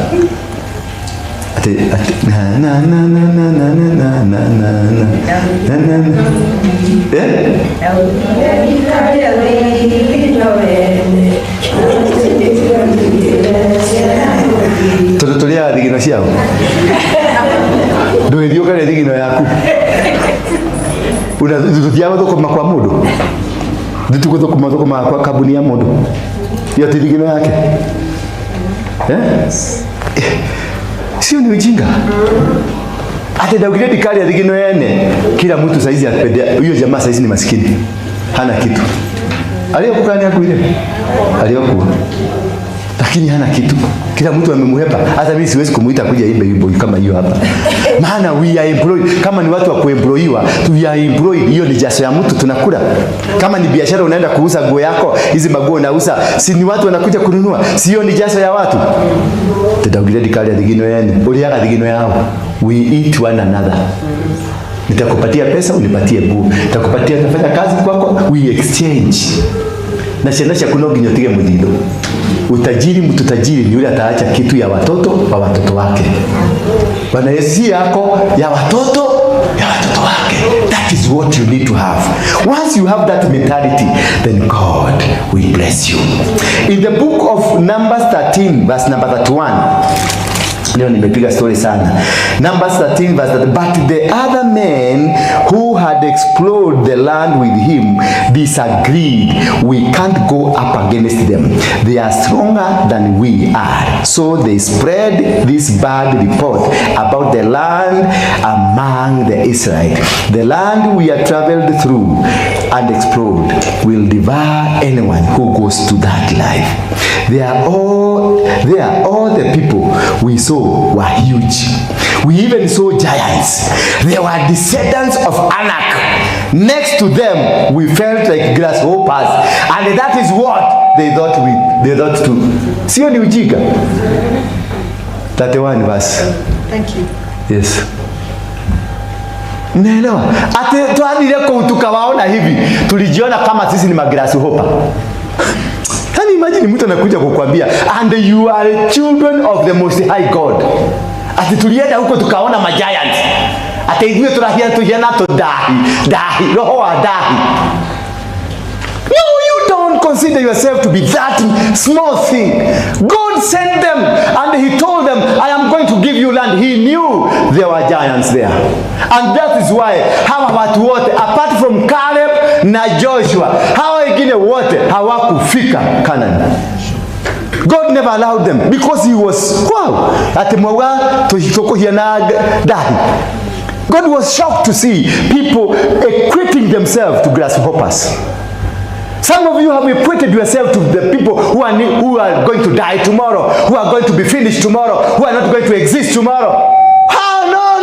No. Mimi siwezi kulala jao ukiwa nazo, utasoka tukule na wewe. Nyogo dia. Itakeleshia kuna nisia gai. Hapana, wewe wagai na ikila tolalia nikia gai. Tutakula pamoja. Hata ukikuwa na pesa nitakwambia mimi I wouldn't finish negera pesa cia gwekera gari maguta. Na utatoa. Asilonga sinajua uko nazo utatoa. Tuaje koja ate yanga hapana. Ate nigukoba idiokoba. Deha. Nyokole. Ugena mundu agikoba ithe kemenyete gukomba. No ukombe kindu ta gukomba. Mwire komba. Akemenya ni ngombe ya gukomba. Komba. Mutagakiri hanake. Bwana Yesu sana. Change that mentality. Ya hawa watu. Ati walijiona hawawezi. Walijiona they cannot make it. Walijiona they cannot go anywhere. Walijiona they are stupid. Walijiona they are small things. See yourself a great mountain. See yourself having a great God. Do not limit your God. Joshua na Caleb akawaambia Musa, akawaambia yes, hivyo wanasema ni kweli. Kule kuna giant, kule kuna watu wakubwa, kule kuna watu wana uwezo. Lakini if we go with our God, our God can crush them like rats. They were giants, yes, but our God is bigger than their giants. Our God is powerful. Our God is an explorer. Our God is oh my God. Hallelujah. Nzagapi? Saa 8. Na msikii kwenda. Kwa nini? Sijamaliza na nimedili na moja. Kuna ingine 5. Zote. Asha, mnakenda kuinuka. Wakati unataka kwenda nyumbani umesikia time ya kwenda imefika ama uko na appointment mahali. Wotile. Kaida. Hello. Kwende. Kabati. That is inaitangwa myopic mind, small minds. Establish yourself out of those kind of minds. Watoka tewishiragia thina, tewishiragia ati no goriria mutu na bosho usamukagie. No, ko enda kwa busheri nikatie hiyo nyama. Akisha kata na amefuga na mwambia, naona kama nimesahau pesa nyumbani. Mwambia acha nikimbie nikuletee. Ila ukule vizuri, kesho utafute pesa umpeleke. Na umuzoeshe kukopa. Usimuzoeshe unalipaka cash, muzoeshe kukopa. Bwana Yesu asifiwe sana. Hallelujah. Mode de atu kajafu ndio taja basi. Number 2. Pride and self-sufficiency. Pride na ile kitu ya ati unajipenda. Uikaraga werigeirie.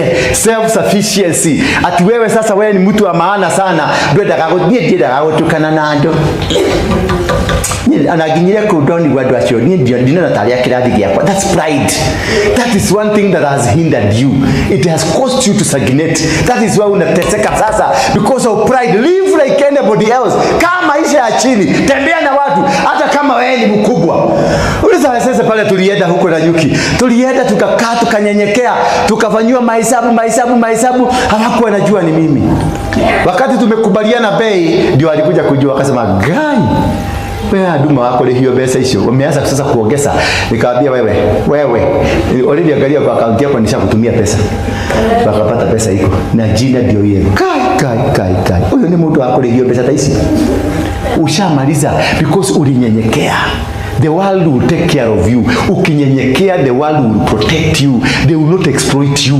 They will not humiliate you. They will not hata kula mali yako. Batigire pesa yako. Acha nyenyekea, Mungu akuinue. Nyenyekea, Mungu akulete juu. Nyenyekea, utembee. Utembea kama Waruinge hapa. Anakatanga hapa, anapita hapo. Na kila mtu akipaka mapolisi wanapigaga saruti. Watu unaona wote wanakaaga hivi mpaka wanasikia kikosi hapa kwa. Mako kwani huyu mtu akuage na bodyguard? Hapana. Gusa dola usikie, unasikia wanakiambiana, hebu mguse. Hiyo ni jabasi. Sasa yeye amebeba bunduki kama 7. Haiko ndio nake. Unaambia watu fuga hapo. Unaona barabara inatengenezeka. But you are still humble. Unanyenyekea. God will lift you up. Don't misuse that lifting. Mungu atakuinua, Mungu atakubariki na mapesa mingi. Don't misuse that uplifting. Just use it for the glory of God. Onyesha watu that God can bless you and remain as humble as God himself. God can bless you with cars and you still remain humble. God can bless you with millions and you are still humble. Nobody will know that you have millions, you only know. Mimi hata nikikuwa na bilioni hamwezi kujua niko nayo. Tutakula tu pamoja, tutanyenyekea pamoja, tutatembea pamoja, tutafanya kila kitu pamoja. We live as humble. Hallelujah. Siku moja nilijaribu kuona mzee mwingine hapa alikuwa anatuligia, alipata pesa mingi. Alifanya hii sport pesa, akapata pesa mingi sana, akatajirika. He was one of the directors, anaishi Karen, lakini alikufaga. So this man, wakati alikufa mimi ndio niliitwa, kwa sababu alikuwa rafiki yangu. Mimi ndio niliitwa ni organize vijana wa kuchimba kaburi. Lakini ikiwa hapo Mungu akaniambia, hebu angalia huyo mtu ataenda na pesa ngapi. Mimi ndio nilipeleka sanduku tulinunua hapo moshari. Ni ya pesa mingi sana. It was about 500,000. But niliuliza hawa mafundi walitengeneza hiyo, nikamuuliza hii sanduku imetengenezwa wapi? Wakaniambia kuna fundi wa $1 ndiye anatengenezaga. Kwanza nikaanza nikajua hata kama ni expensive imetengenezwa $1. Bwana Yesu asifiwe sana. Nikatafuta mtu wa $1 nikamuuliza idadi kumudhondeka na bao shigana. Akaniambia ni bodi 3. In fact ni bodi 2. Ni bodi 2 peke yake. Moja inakatwa padi, nyingine na ile ya kulala chini.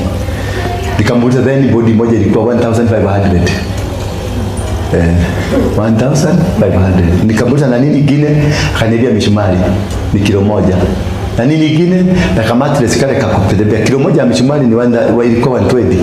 Na kale kama mattress kakutembea huko ndani, kale kanusu inchi. Hako kakaniambia ni 150 hata hako. Na blanketi ni ya 150. Hizo ni shilingi ngapi? Hizo ni shilingi 400.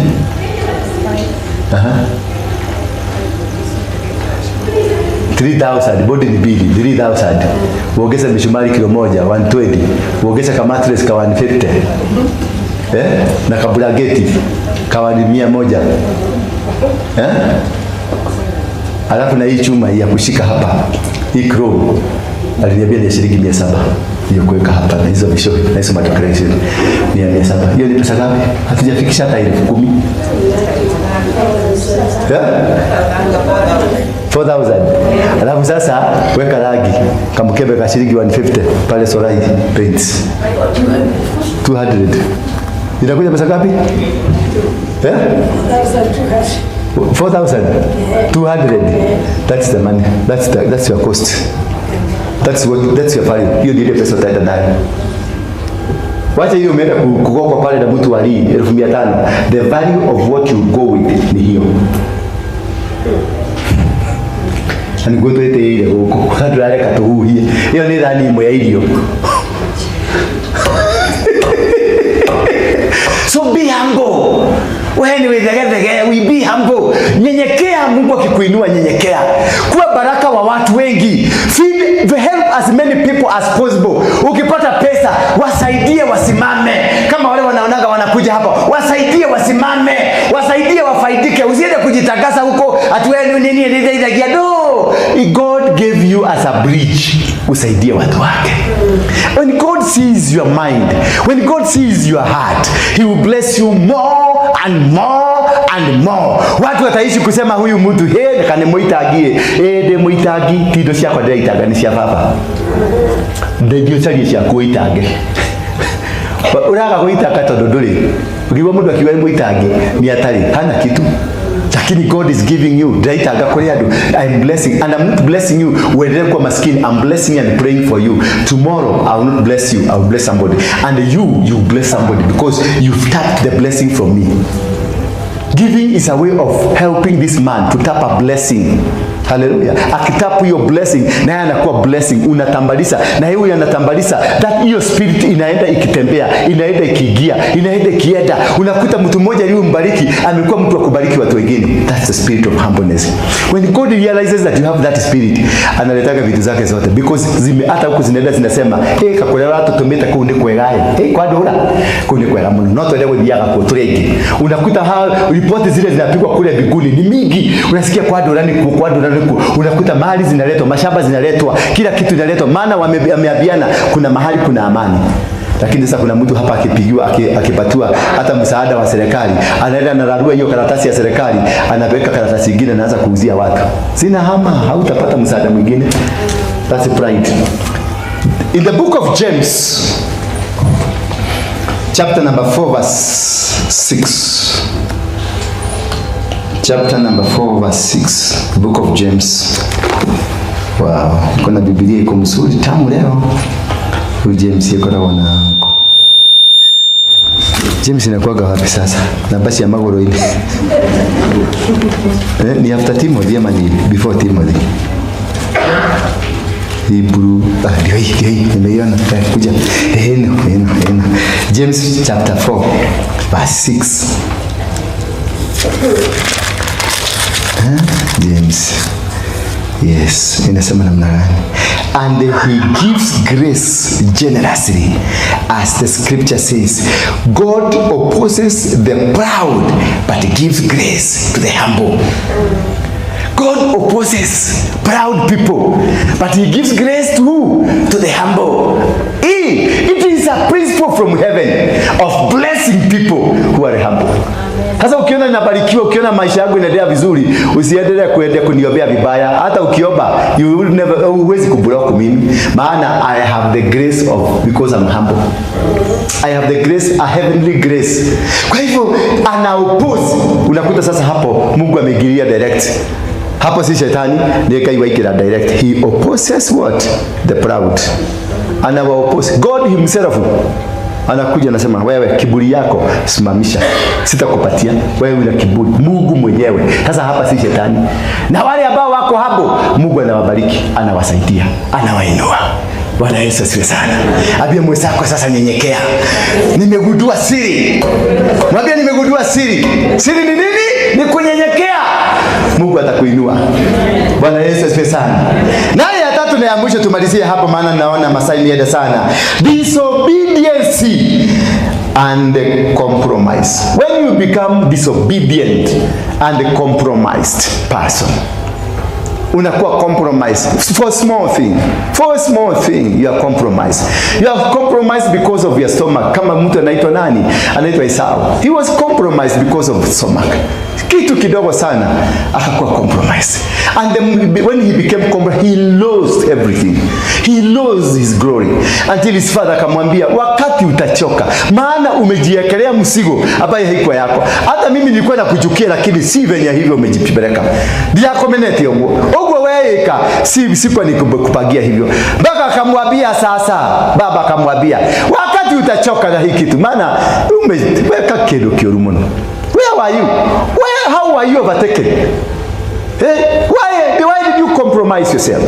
Nani akamwambia wakati utachoka, niliokano hiyo. Utaweka chini, uanze safari, ujitambue. Bwana Yesu asifiwe.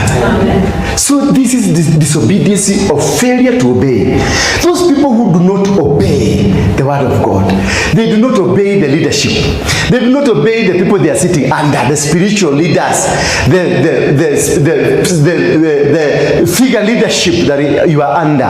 Hawa watu wote ambao tumewekwa chini, ambao kuna viongozi, kukosa kuwatumikia jinsi Mungu anavyotaka, hakuna baraka utapata. Kuja hapa na masegenyo mnasubiri ati apostle amefanya apostle. Hiyo ni disobedience. You remain poor forever. You will never get anything.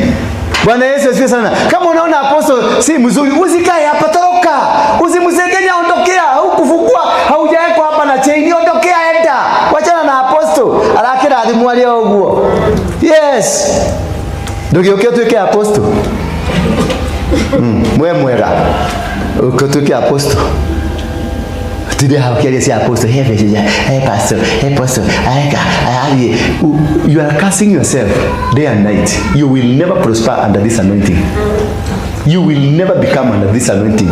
You will shrink and shrink and shrink. Angalia wale watu wa masegenyo hapa. Wale watu wote wanaogeaga mastori mingi hapa. Hebu angalia. Look at them. Wanaidaga mpaka unaona johero ni skati ni kugweragwa. Tondu kiriria girathirukite ugu.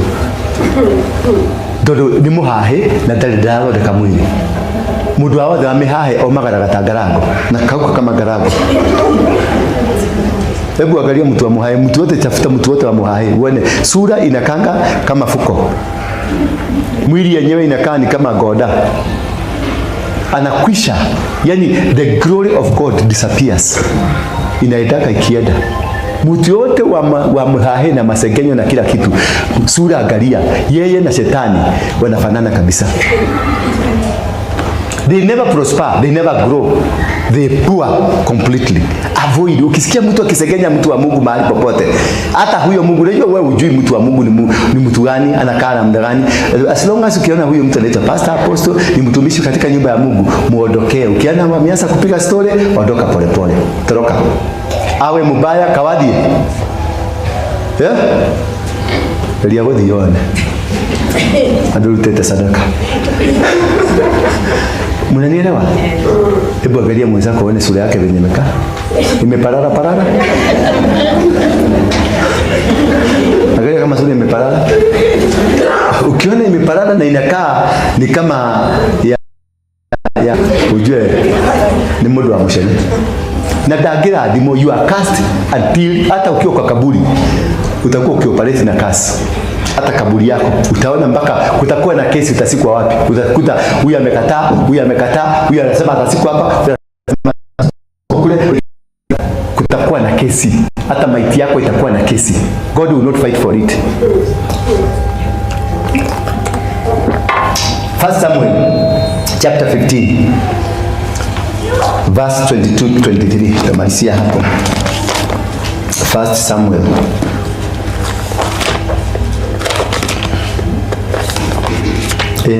iko kwa mbele yake. Numbers. After Numbers or before Numbers? Ni Exodus. Hebu tuipe kale karibu ka hivi tu. Genesis, Exodus. Hapana, sio hiyo. Tulikuwa tunaimba kawimbo. chapter 15 verse 22 to 23 inaongelea mambo ya disobedience. Inasema, David exclaimed, I knew it when I saw Doeg the Edomite there that day. I knew he was sure to tell Saul, now I have caused the death of your father's family. Stay here with me and don't be afraid. I'll protect you with my own life, for the same person want to kill us both. Ndiyo kweli? Hapana. Na nindadhoma hiyo ndoshi yako. Chapter 15. Dakiri gona ake so age protect yate. Hii maneno ya Biblia sijazoea sana, na msiniambiage nisomage hii Biblia sana. 22. But Samuel replied, what is more pleasing to the Lord, your burnt offering and sacrifices, or your obedience to his voice? Listen, obedience is better than sacrifice, and submission is better than offering the fat rams. Rebellion is as sinful as witchcraft, and stubbornness as bad as worshiping the idol. Sasa umejiona kama wewe ni rebellious, hutaki kusikia, hutaki kuambiwa ati kwa sababu wewe sio unafanya, hutaki kuambiwa maana wewe ndio unafikiria wewe ndio, that is disobedience. Wewe na mchawi anasema because Amerika hiyo kweli. For rebellion is as the sin of witchcraft. Ukiona mtu anaanza hapa ni rebellious kanisani hapa, yeye na mchawi ni kitu moja. Stubbornness, kuna watu hapa stubborn is as iniquity as idolatry. Ni iniquity. Nitakirumikia dera. Same as idolatry, worshiping of idols. Because thou hast rejected the word of the Lord. Any person who is rebellious, any person who is stubborn, ni sin, ni witchcraft, iniquity and idolatry. Ni mtu ambaye hafai kukaa kwenye kiungano cha watu cha Mungu. Ni mtu hafai kuitanishwa na watu wale wengine. Look at yourself. Those are the things that have caused you to stagnate. That stubbornness, that rebellion. Hiyo huwezi kuambiwa kwa sababu wewe unajiona wewe ni mkubwa kuliko anayekuambia. Nobody can tell you. Bwana Yesu asifiwe sana. If you find you arguing with the people because you think wewe ni mkubwa, wewe una brag, wewe ni wa maana, unakuta hawezi kusikiliza huyo mtu mwingine, maana si apostle hajasema. Apostle, wacha tukaulize apostle, you are rebellious. If you cannot listen to the leader that has been appointed by apostle, then you are rebellious to the apostle, and the anointing upon that man haitakusaidia. It will never help you. Be obedient. Hata kama ni kakijana nimeappoint hapa katoto, kakwambia we mama, chukua hiyo kifagio kuja tusaidia hapa. Just be obedient, because there is an authority. It's an authority. Kuna kitu inateremka. Kuna blessings zitakuja. Hiyo kukubali kufanya, hiyo kukubali kutii, kunyenyekea, kuna kuinuaga, kuna kuleteaga baraka. Bwana Yesu asifiwe sana. Tusimame kwa miguu yetu. Poleni sana, nimewaeka sana. Mungu awasamehe kwa sababu ya kunichukia.